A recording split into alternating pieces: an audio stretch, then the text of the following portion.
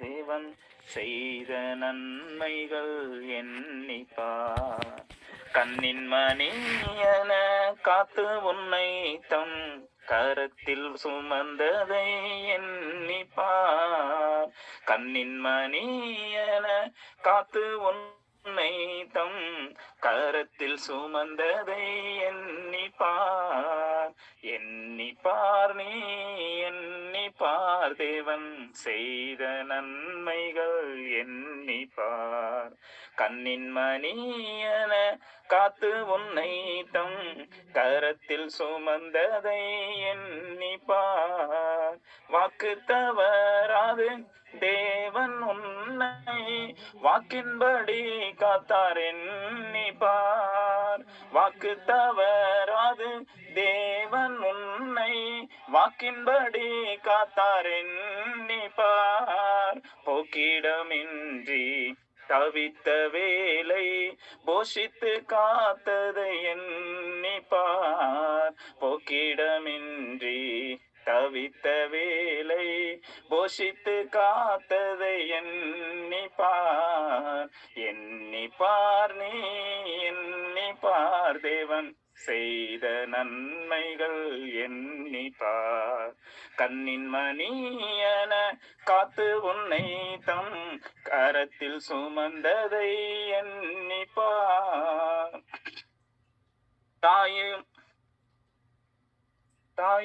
தந்தையும் உன்னை மறந்த போதும் தாங்கி அணைத்ததை எண்ணிப்பார்.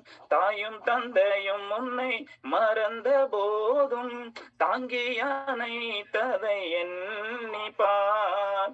தாய் மறந்தாலும் நான் மறவேன் என தயவாய் காத்ததை எண்ணிப்பார். தாய் மறந்தாலும் நான் மறவேன் என தயவாய் காத்ததை எண்ணிப்பார். எண்ணிப்பார் நீ எண்ணிப்பார் தேவன் செய்த நன்மைகள் எண்ணிப்பார். கண்ணின் மணியன காத்து உன்னை தம் கரத்தில் சுமந்ததை எண்ணிப்பார். ஹல்லேலூயா, ஸ்தோத்திரம். இந்த நேரத்துல கொஞ்ச நேரம் நம்ம எல்லாரும் தேவனை நோக்கி பார்ப்போம். ஸ்தோத்திரம் ஆண்டவரே, ஸ்தோத்திரம் ஸ்தோத்திரம் ஸ்தோத்திரம் ஆண்டவரே. ஹல்லேலூயா. ஆண்டவரே, இந்த நேரத்திலே இந்த ஜெபத்துல இருக்கிற எல்லாரையும் உடைய கரத்துல ஒப்பு கொடுக்கிறோம்ப்பா. ஹல்லேலூயா ஹல்லேலூயா. ஆவியானவரே, ஸ்தோத்திரம் ஸ்தோத்திரம் ஸ்தோத்திரம் ஆண்டவரே. நாங்கள் எண்ணி பார்க்கிறோம் அப்பா. ஹல்லேலூயா. ஆண்டவரே, இந்த வருஷத்தினுடைய கடைசி நாட்களிலே நாங்கள் வந்து நிற்கிறோம் அப்பா. கர்த்தாவே, எத்தனையோ பேர் இன்றைக்கு ஜீவனோட இல்ல தகப்பனே. இந்த வருஷத்தை தொடங்கின எத்தனையோ பேர் ஜீவனோட இல்ல. ஆனாலும் ஆண்டவரே, நீர் எங்களை சுமந்ததை, தாயும் தகப்பனும் கைவிட்டாலும் என் தேவனுடைய கரம் எங்களை சுமந்ததை, ஒரு சில நேரங்களிலே நாங்களோ உண்மை இல்லாதவர்களா இருந்தாலும் தேவன் எங்களுக்கு ஒரு வாய்ப்பு கொடுத்து தகப்பனே, இந்த கடைசி வருஷத்தினுடைய கடைசி மாதத்துல ஆண்டவரே, கடைசி நாட்கள்ல என் தேவன் எங்களை கொண்டு வந்து நிறுத்திருக்கிறீரே. உமக்கு ஸ்தோத்திரம் ஸ்தோத்திரம் அப்பா. உமை துதிக்கிறோம் உமை துதிக்கிறோம். இந்த நேரத்துல கூட என் தேவன் எங்களை எதற்காக ஒன்று கூட்டினீரோ அதை நிறைவேற்றி முடிக்கும்படியா இந்த நேரத்துல ஒப்பு கொடுத்து செபிக்கிறோம்ப்பா. ஹல்லேலூயா, ஸ்தோத்திரம் ஸ்தோத்திரம். இந்த கூடுகையிலே தேவன் வெளிப்படுவீராக. தேவனுடைய சத்தத்தை நாங்கள் எல்லாரும் கேட்க வேண்டும் ஆண்டவரே. ஸ்தோத்திரம். உங்களுடைய சத்தத்தை கேட்கிற பொழுது எங்களுக்குள்ள ஒரு மறுரூபம் உண்டாக வேண்டும், ஒரு தேவனுடைய கிரியை உண்டாக வேண்டும் தகப்பனே. ஸ்தோத்திரம் ஸ்தோத்திரம். உடைய தொடுதலை நாங்கள் உணர வேண்டும், பரிசுத்த ஆவியானவருடைய அசைவாடுதலை நாங்கள் உணர வேண்டும். உம்மை துதிக்கிறோம் உம்மை துதிக்கிறோம் உம்மை துதிக்கிறோம் அப்பா. ஹல்லேலூயா ஹல்லேலூயா. ஆவியானவரே, இங்க இருக்கிற எல்லாரையும் ஆவிக்குரிய ரீதியில் என் தேவன் எங்களை ஒன்று சேர்க்கும்படியாக நாங்கள் ஜெபிக்கிறோம் ஜெபிக்கிறோம் ஜெபிக்கிறோம்ப்பா. ஸ்தோத்திரம் ஸ்தோத்திரம் ஆண்டவரே. ஹல்லேலூயா ஹல்லேலூயா ஹல்லேலூயா. எல்ரோயி எல்ரோயி, என்னை கண்டீரே நன்றி ஐயா. எல்ரோயி எல்ரோயி, என்னை கண்டீரே நன்றி ஐயா. என்னை கண்டீரே நன்றி ஐயா. உம்மை முழு உள்ளத்தோடு ஆராதிப்பேன், முழு பலத்தோடு அன்பு கூறுவேன். ஆராதனை ஆராதனை ஆராதனை ஆராதனை ஆராதனை ஆராதனை ஆராதனை ஆராதனை அன்பு கூறுவேன் இன்னும் அதிகமாய் ஆராதிப்பேன் இன்னும் ஆர்வமாய் அன்பு கூறுவேன் இன்னும் அதிகமாய் ஆராதிப்பேன் இன்னும் ஆர்வமாய் உம்மை முழு உள்ளத்தோடு ஆராதிப்பேன் முழு பலத்தோடு அன்பு கூறுவேன் ஆராதனை ஆராதனை ஆராதனை ஆராதனை. ஆண்டவரே, இந்த ஜபத்துல இருக்கிற எல்லாருக்குள்ளயும் ஒரு தாகம், ஒரு பசி, உங்க மேல ஒரு வாஞ்ச தகப்பனே. உலகத்துல என்னென்னமோ நேரத்தை வீணாக கழித்து கொண்டிருக்கிற இந்த நாட்களிலே அப்பா, மரியாள் தன்னை விட்டு எடுபடாத ஒரு நல்ல பங்கு உங்களுடைய பாதத்துல உட்கார்ந்து ஆண்டவரே பெற்றுக்கொண்டான்னு சொல்லி பார்க்கிறோம். அந்த நேரத்துல கர்த்தருடைய பாத ஸ்தலமாய் என் தேவன் இந்த ஜபத்தை மாற்றுவீராக. உங்க பாதத்துல நாங்க எல்லாரும் உட்கார்ந்து இருக்கிறோம் அப்பா. ஓ ஹல்லேலூயா. கர்த்தர் எங்களோடு இடைபடுவீராக. கர்த்தர் எங்களை சந்திப்பீராக. இந்த ஜெபத்துல இருக்கிற ஒவ்வொருத்தரையும் இயேசு இப்பொழுது சந்திக்கும்படியா ஜெபிக்கிறாப்பா. எங்கள் அருகிலே எங்க கண்ணுக்கு தெரியாதபடி ஆண்டவரே பறவைகளை போல எங்களுடைய இருதயத்திலே கர்த்தர் விதைக்க இருக்கிற வசனங்களை திருடி கொண்டு போகலான்னு சொல்லி நினைக்கிற அந்த பரலோக ராஜ்யத்தினுடைய வசனங்களை திருட நினைக்கிற எல்லா சத்துருடைய கிரியைகள், எல்லா பொல்லாத பறவைகளை போல நின்று கொண்டிருக்கிற அசுத்தாவுடைய கிரியைகள் இயேசுவின் பிரசன்னத்தினால வெளியேறும்படியாய் கட்டளை கொடுத்து ஜெபிக்கிறான். எல்லா சத்ருவின் கிரியைகள் வெளியேறட்டும். நீ சொல்லுகிற காரியம் 30, 60, 100மாக எங்க வாழ்க்கையில பலன் கொடுக்கட்டும். இயேசுவின் நாமத்தில் பிதாவே, ஆமேன் ஆமேன். பாட்டு பாடுறீங்களா தம்பி? அண்ணா பாட்டு பாடுறீங்களா?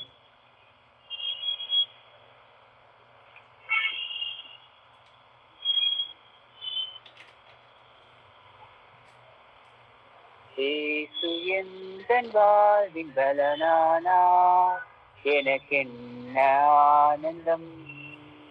இயேசு எந்தன் வாழ்வின் பலனானார், எனக்கென்ன ஆனந்தம்.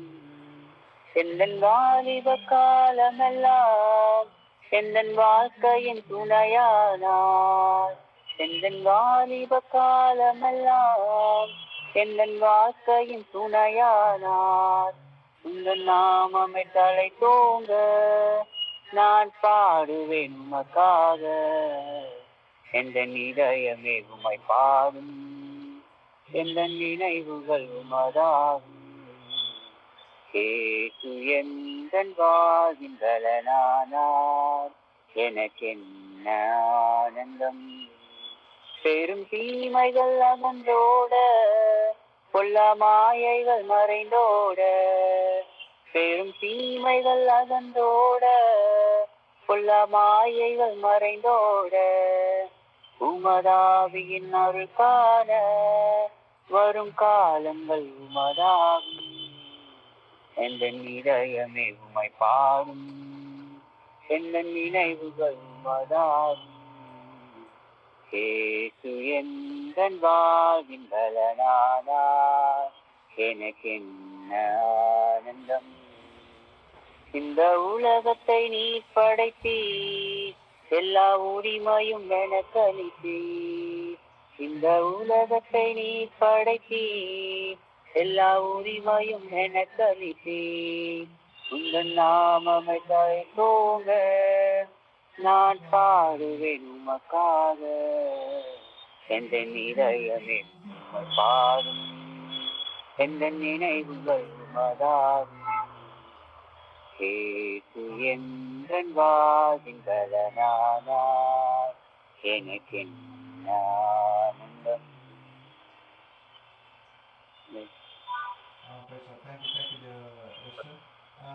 சிஸ்டர் ஜான்சி பாட்டு பாடுறீங்களா? நெக்ஸ்ட் வீக் பார்ப்போம். ஓகேப்பா. என்னோட தங்கச்சி இந்தியால இருந்து அட்டன் பண்ணிருக்காங்க. உங்க தனி ஜெபத்திலே வச்சுக்கோங்க. இப்ப நாங்க ஒரு பாடல் பாடிட்டு கர்த்தருடைய வார்த்தைக்குள்ளாக போகிறோம். கிறிஸ்துவுக்குள் வாழும் எனக்கு என்ற ஒரு பாடல் நம்ம பாட போகிறோம்.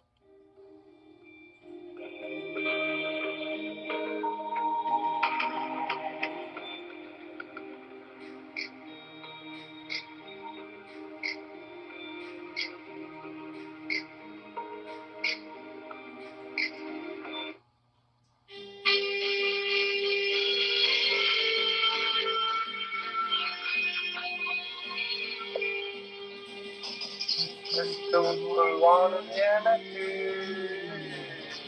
எந்த போதும் வெற்றி உண்டு.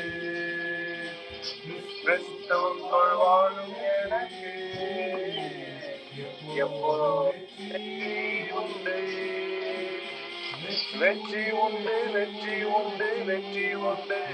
எனக்கு வெற்றி உண்டு, வெற்றி உண்டு, வெற்றி உண்டு. என்னென்ன துன்பம் வந்தாலும்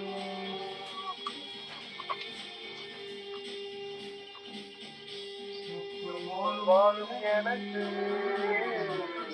எப்போதும் வெற்றி உண்டு.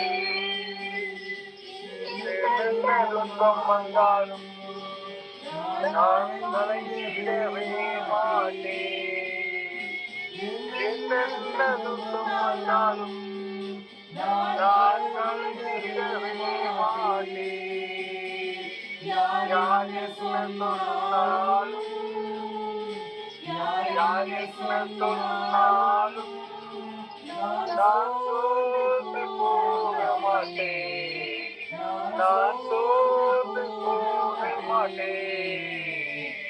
கிறிஸ்துவுக்குள் வாழும் எனக்கு எப்போதும் வெற்றி உண்டு. ராஜா முன்னே செல்கிறார், வெற்றி பவனி செல்கிறார். என் ராஜா முன்னே செல்கிறார், வெற்றி பவனி செல்கிறார். கிறிஸ்துவை கையில் எடுத்து, கிறிஸ்துவை கையில் எடுத்து நான் ஓசன்னா பாடிடுவேன். நான் ஓசன்னா பாடிடுவேன். கிறிஸ்துவுக்குள் வாழும் எனக்கு எப்போதும் வெற்றி உண்டு. ஆமீன், ஆமீன், ஆமீன். ஒரு சொல்ற லைன் இருங்க, நான் இன்னொரு கனெக்ஷன் வந்து மீட்டிங் ரீட் பண்றேன். ஆவியானவர் நடத்துவாராக.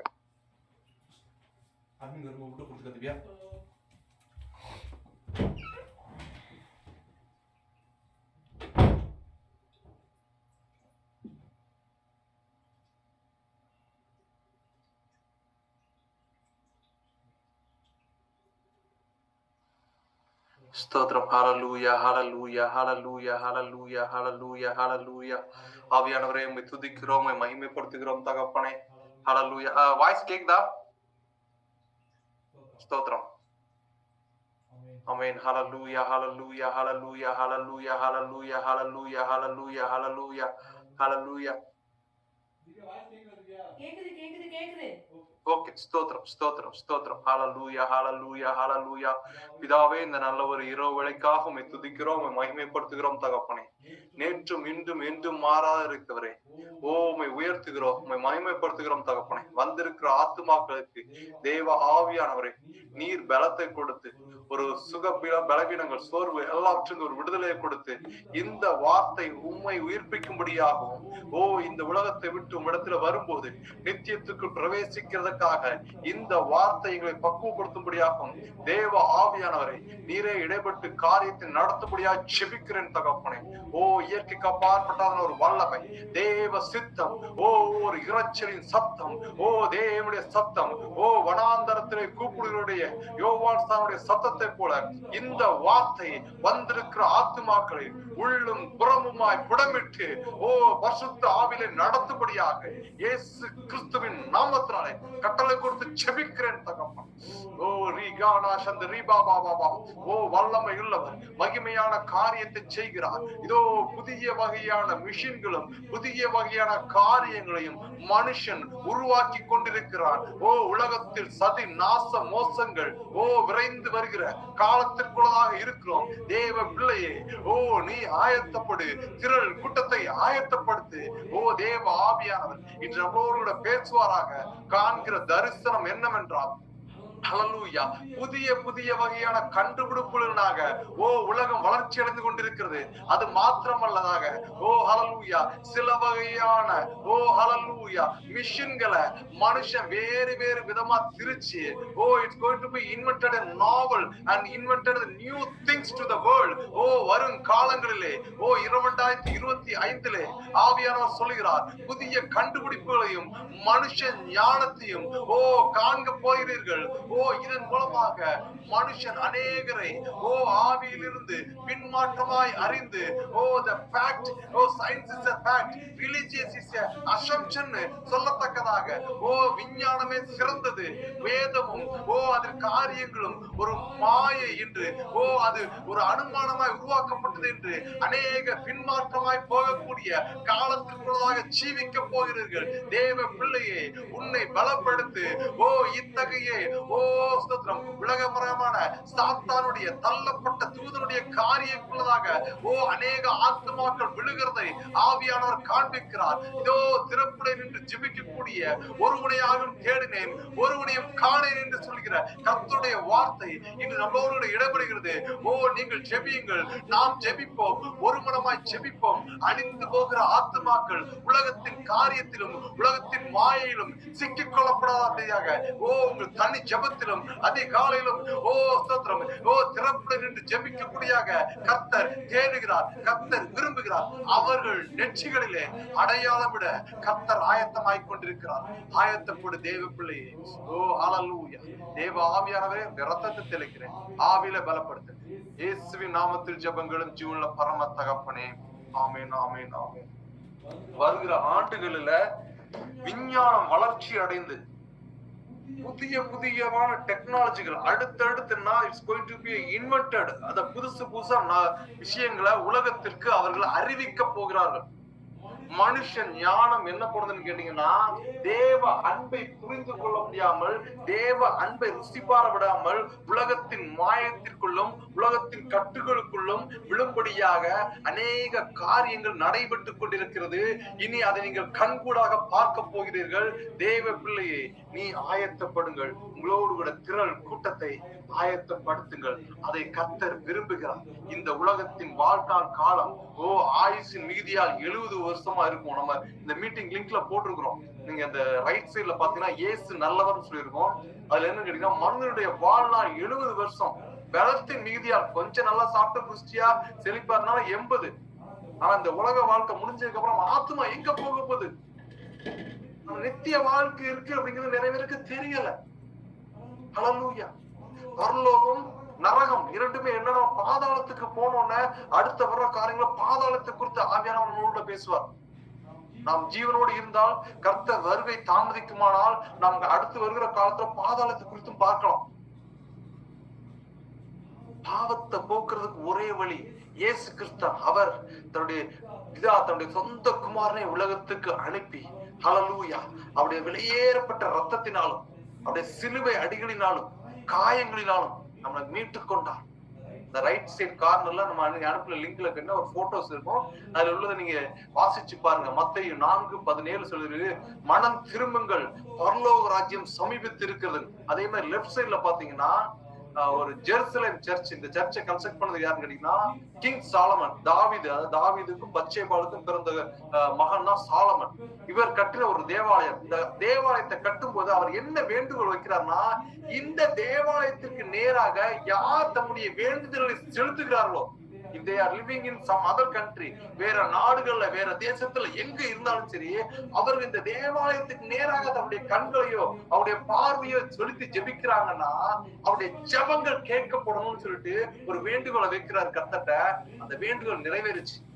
இந்த தேவாலயம் திரும்ப கட்டப்படும் போது கர்த்தருடைய இரண்டாம் வருகை இருக்கு. ஏன்னா இந்த தேவாலயத்துல சத்துருவான தானியேல் இருக்கு சொல்லியிருக்கான், அவன் தேவன் என்னப்படுகிறது என்னவோ தன்னுடைய தேவனுக்கு சமமாக நிற்கப்படும்படியாக அவன் தன்னை உயர்த்துவான். இந்த ஆலயம் கட்டப்படும், அதுக்கான காரியம் நடக்கும். இதுதான் இரண்டாம் வருகைக்கான ஒரு அடையாளம், கர்த்தர் வருவதற்கான ஒரு அடையாளமா இருக்கும். இது இப்ப இருக்க டெக்னாலஜி நம்ம வீட்டுல உட்காந்தே பார்க்கலாம் அந்த ஆலயம் எப்படி கன்ஸ்ட்ரக்ட் பண்ணிருக்காங்க, என்ன பண்ணிட்டு இருக்காங்க, பழைய டெக்னாலஜி பழைய லெவல்ல அதை விட பிரம்மாண்டமா பண்றாங்கன்னு சொல்லிட்டு எல்லாம் கெட்டி முடிச்சோன்னா பிசாசு என்ன பண்ணுவோம்னா கர்த்தருக்கு கொடுக்க வேண்டிய அந்த அங்கீகாரத்தை எடுத்துக்கொள்ள முடியாது, அந்த இடத்துல போய் முதன்மைத்தனமா உட்கார வைப்போம். ஹல்லேலூயா. அதை குறிக்க முடியாதான் இந்த ரைட் சைட்ல லெப்ட் சைட்ல அந்த விஷயத்த நம்ம சொல்லியிருக்கோம். கடந்த வாரங்கள கர்த்தர் நம்மளோடு கூட பேசினார். எதை குறித்து பேசினார்னா சங்கீதம் 13:3, என் தேவனாய கர்த்தாவே நீர் நோக்கி பார்த்து எனக்கு செவி கொடுத்திடும், நான் மரண நித்திரை அடையாதபடிக்கு என் கண்களை தெளிவாக்கும் சொல்லிட்டு கடந்த வாரங்கள் நம்ம ஆவியானவர் நம்மளோட பேசினார். இந்த வாரம் நம்ம என்ன பண்ண பார்க்க போறோம்னு கேட்டீங்கன்னா, ஆவியானவர் 2 காரியங்கள் நம்மளோட இந்த நம்ம இடைவிட போடுகிறார். என்ன விஷயம் கேட்டீங்கன்னா, நீதிமான் யார், துன்மார்க்கன் யார்.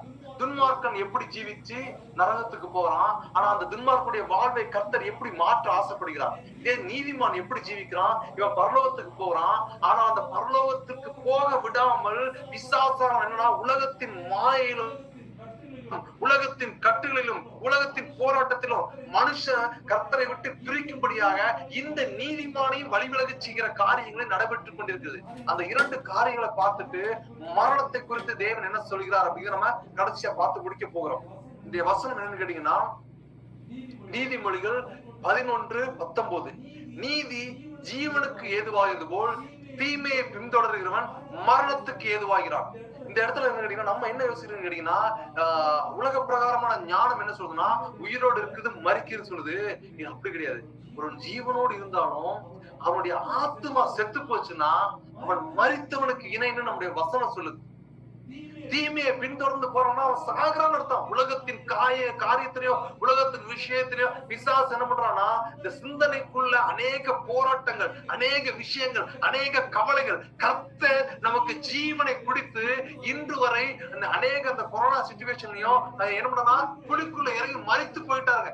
ஆனா நாம இன்னைக்கு ஜீவனோட இருக்கா அவருடைய கிருபையினாலையும் அவருடைய தயவுனாலையும் அவருடைய இரக்கத்தினாலும் அவருடைய கிருபையும் அவருடைய தயவு நம்மளை துதிக்க விடாதபடியாக சத்துரு என்ன பண்றான்னு கேட்டீங்கன்னா, உனக்கு இது குறைவா இருக்குல்ல, உனக்கு இந்த விஷயம் கிடைக்கிறல்ல, he want to dominate us. அவன் நம்மளை உயர்த்துகிறவனாக நம்ம தலைக்குள்ள உட்கார்ந்து நம்ம இருதயத்துக்குள்ள உட்கார்ந்து கர்த்தரை துதிக்க விடாம, கர்த்தருடைய அன்பை நம்ம அனுபவிக்க விடாம, கர்த்தருடைய ஒரு உணர்வை நம்மளை பெற்றுக்கொள்ள விடாம என்ன பண்றாங்க கேட்டீங்கன்னா, போராட்டத்துக்கு மேல போராட்டம், பயத்துக்கு மேல பயம், உலகத்தின் கவலைகள்ல நமக்குள்ள புதைச்சு வச்சிருக்கோம். ஹல்லேலூயா. நீதி ஜீவனுக்கு ஏதுவாகிறது போல் தீமையை பின்தொடர்கிறவன் மரணத்துக்கு ஏதுவாகிறான். இந்த இடத்துல ஆவிக்குரிய மரணத்தை குறித்து நம்ம பேசிட்டு இருக்கிறோம். ஹல்லேலூயா. நீதிமொழிகள் 11, 19, 20, 21 இந்த இடத்துல நீங்க பாத்தீங்கன்னா இன்னைக்கு எடுக்கிற எல்லா மெசேஜ்லயுமே கர்த்தருக்கு அப்படின்னு கேட்டீங்கன்னா, அந்த கர்த்தருக்குங்கிற இடத்த நான் ஹைலைட் பண்ணிருப்பேன், ஒரு கிரீன் கலர்ல ஹைலைட் பண்ணிருப்பேன். நீங்க வேதத்தை வாசிச்சு பாத்தீங்கன்னா தெரியும் கர்த்தர்னு எங்கெங்க வருதோ. தமிழ் புத்த வேதகாமத்தை வாசிச்சு பார்த்தோன்னா I really happy to share this one. இந்த விஷயத்தை சொல்றதுல நான் மிகவும் சந்தோஷப்படுகிறேன். என்ன கேட்டீங்கன்னா, மத்த வகையான லாங்குவேஜஸ் உள்ள பைபிள்ஸ் எல்லாமே கேட்டீங்க அப்படின்னா அது என்ன பண்ணுச்சுன்னா வேற ஒரு மொழியில இருந்து டிரான்ஸ்லேஷன் ஆகி வந்துச்சு. ஆனா நம்ம கையில இருக்கிற வேதகாமத்துல என்ன கேட்டீங்கன்னா, நம்முடைய தமிழ் மொழி வந்து வேர்ல்டுல வந்து ஒரு ஓல்டஸ்ட் லாங்குவேஜ்னு சொல்லுவாங்க. இது ஹீப்ரு, எபிரேய, கிரேக்க மொழிகளிலிருந்து டைரக்டா டிரான்ஸ்லேட் பண்ணுச்சு. ஹல்லேலூயா. கர்த்தர் இயேசு கிறிஸ்துவானவர் எந்த மொழியில பேசினாரோ அந்த மொழியில எழுதுனதுல இருந்து அப்படியே டைரக்ட் டிரான்ஸ்லேஷன். அதனால கர்த்தர்னு எங்கெங்க வருதோ, என்னுடைய சகோதரர் நம்ம சின்ன பிள்ளைல இருக்கும்போது அந்த அளவுக்கு ரட்சிப்புல கிடையாது. ஸ்தோத்திரம். உலகத்துல ஓடுனதே அப்படி ஓடுனாலதான் பிடிச்சு கொண்டு வந்து கர்த்தர் முந்தினோர் பிந்தினோரும் பிந்தினோர் முந்தினோராயும் இருக்கிறாங்க வேத வசனத்தின்படி இருந்தாரு. அதுபடி நடத்திக்கிட்டு இருக்கிறார். அந்த வார்த்தை சத்தியம், அது உண்மை, அது நிச்சயம். ஹல்லேலூயா. என் சகோதரன் நான் ரட்சிக்கப்படுறதுக்கு முன்னாடி சொல்லுவான், என்ன சொல்லுவாங்க கேட்டீங்கன்னா, அண்ணா என்ன சொல்லுவாங்க கேட்டீங்கன்னா, டேவிட் இந்த கர்த்தர் நீ பைபிள் எல்லா இடத்துலயும் பார்த்தன்னா அந்த கர்த்தர் மட்டும் நல்ல போல்டா இருக்கு, நீ பாத்திருக்கியா அப்படின்னு கேட்போம்ல. நான் சொல்லுவேன், ஆமா இருக்கு, அதுக்கு என்ன அப்படின்னு. அப்ப எங்க அண்ணன் சொன்னா என்ன சொன்னாங்க கேட்டீங்கன்னா, டேவிட் அந்த கர்த்தர்ங்கிற வார்த்தை எழுதும் போது ஒவ்வொரு மனுஷனுக்கு என்னன்னா அவர்கள் இருதயம் குத்த உட்பட்டுச்சான். அவர்கள் என்னன்னா, நாங்க மாம்சீகமானவர்கள், நாங்க என் தாயின் கருவில் உருவாகும் போதே பாவத்துல கற்பம் தரித்து பிறந்த நான் பாவியாகிய ஒரு மனுஷன், இந்த கர்த்தருங்கிற வார்த்தை இருந்திருக்கு, நான் சுத்தம் பண்ணல சொல்லிட்டு அவர்கள் அன்னைக்கு என்ன பண்ணாங்க, தங்கள் கால்களையும் கைகளையும் கழுவி கர்த்தர் இடத்துல உட்கார்ந்து மன்றாடிட்டு அதுக்கப்புறம் அந்த கர்த்தருங்கிற விஷயத்த மேல மேல அழுத்தி எழுத்துனாங்களா. அதனாலதான் நீங்க பைபிள்ல எல்லா இடத்துலயும் பாத்தீங்கன்னா கர்த்தர் எங்க வருதோ அந்த இடம் ஹைலைட்டடா போல்டா இருக்கும். அது கர்த்தருக்குரிய மகிமை, அது தேவனுக்குரிய மகிமை. தீமையை பின்தொடர்கிறவன் மரணத்துக்கு ஏதுவாகிறான். இன்னைக்கு நம்ம ரெண்டு விஷயத்தை குறித்து பார்க்க போகிறோம், துன்மார்க்கன், நீதிமான். அப்படி ரெண்டு விஷயத்தையும் பார்த்து மரணத்தை குறித்து கடைசியா பார்க்க போகிறோம். நீதிமொழிகள் 11:20 சொல்லுகிறது, மாறுபாடுள்ள இருதயம் உள்ளவர்கள் கர்த்தருக்கு அருவருப்பானவர்கள், உத்தம மார்க்கத்தாரோ அவருக்கு பிரியமானவர்கள். மாறுபாடுள்ள இருதயம். இந்த வனாந்தரத்துல நடத்திக்கிட்டு வரும்போது அவர்கள் கர்த்தர் செய்த அற்புத அடையாளங்கள், ஹல்லேலூயா. அவர் எகிப்திலிருந்து அவ்வளவு அற்புத அடையாளங்களை செஞ்சு கொண்டு வந்தாரு. கடலுக்கிட்ட வந்தா திரும்பி இவங்களுக்கு இருதயம் சோர்ந்து போகுது. பின்னாடி பார்வோன் சேனை துரத்துக்கிட்டு வருது. அவர்கள் இருதயம் என்னன்னா சோர்ந்து போகுது, முறுமுறுக்க ஆரம்பிக்கிறாங்க. எங்களுக்கு வனாந்தரத்துல கொண்டதுக்காக கூட்டு வந்த அப்படின்னு. கர்த்தருடைய கரம் குறுகி போகல. தேவ பிள்ளை ஆவியானவர் சொல்லுகிறார், உன் முறுமுறுப்பை நிறுத்து, உன் புலம்பலை நிறுத்து. ஹல்லேலூயா.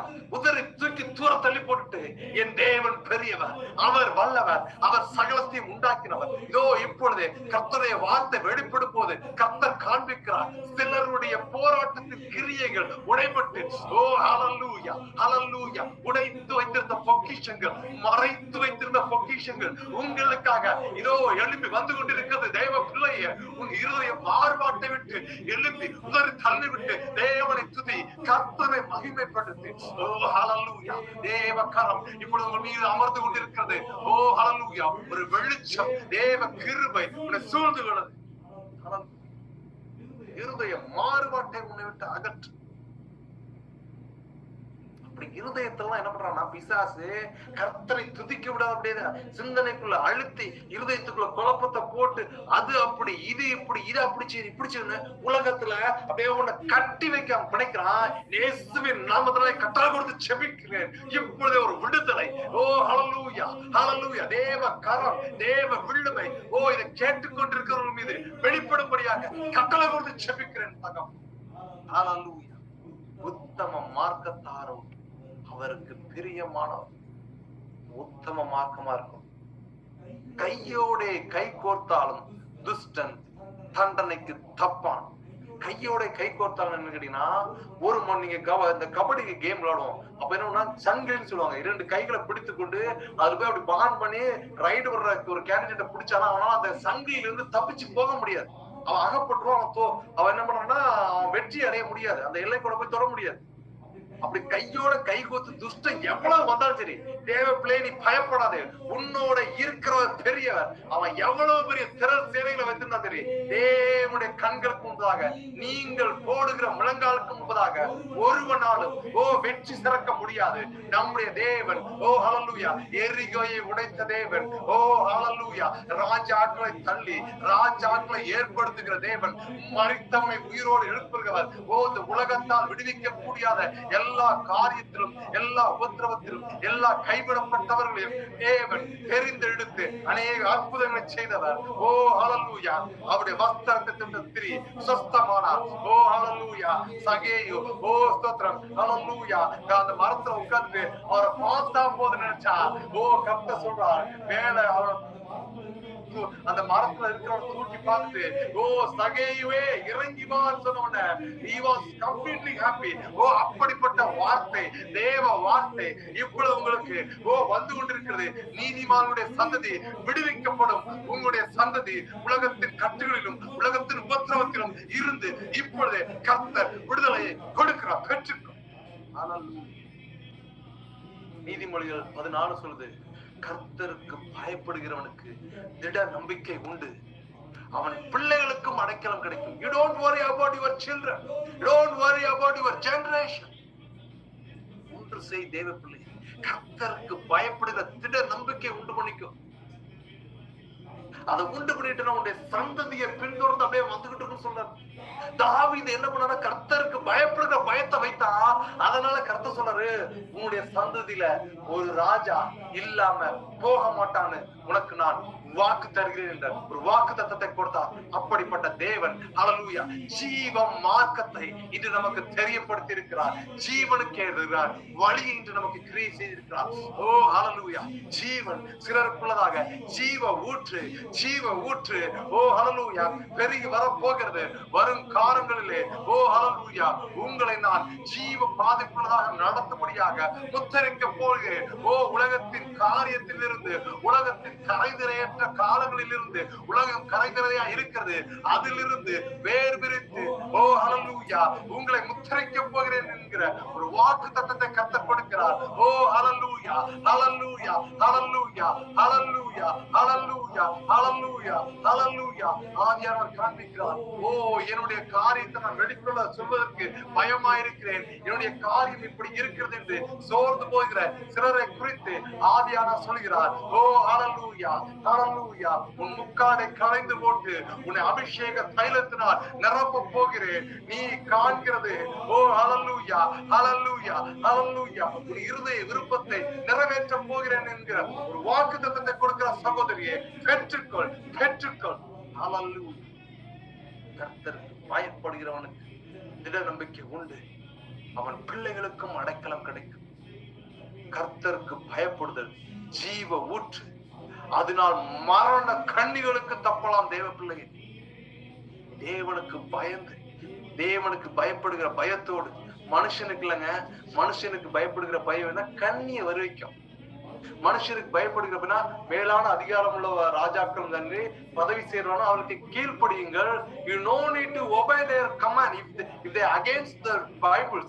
கர்த்தருடைய வார்த்தைக்கு புறமா இருந்துச்சுன்னா அதை ஃபாலோ பண்ண சொல்ல கட்டளைக்கு கீழ்ப்படிகிறது இருக்கு. சில வேதத்தை என்ன அவங்களுக்கு ஏத்த மாதிரிக்கு திருச்சி பேசிக்கிறாங்க. சாத்ராக் மேஷாக் ஆபேத்நேகோவுக்கு என்ன கட்டளை கொடுக்கணும் ராஜாட்ட இருந்து? நீ இந்த பொற்சிலை விடணும்னு சொல்லும் போது அவர்களுக்கு என்ன ஒரு வைராக்கியம் கிடைக்குன்னா, மேலே வானத்திலாகிலும் கீழே பூமியிலாகிலும் பூமியின் கீழே இருக்கிற ஏதாவது ஒரு ரூபத்தையாலும் நீ வணங்காது இருப்பாயான மோசேயுடைய 10 கற்பனைகள் அவர்களுக்கு இருந்தது. அப்ப ராஜா கொடுக்கப்பட்ட கட்டளை பார்க்கும்போது இல்லைங்க, இது எங்களுக்கு போதிக்கப்பட்ட கற்பனைக்கு விகாப்பமா இருக்கிறது, இதை நாங்கள் கடைபிடிக்க மாட்டோம், ராஜா எங்களுக்கு தூக்கி நெருப்புல போட்ட பயம் இல்லைங்கிறோம். அவர்கள் மனுஷருக்கு பயப்படல, தேவனுக்கு பயந்தார்கள்.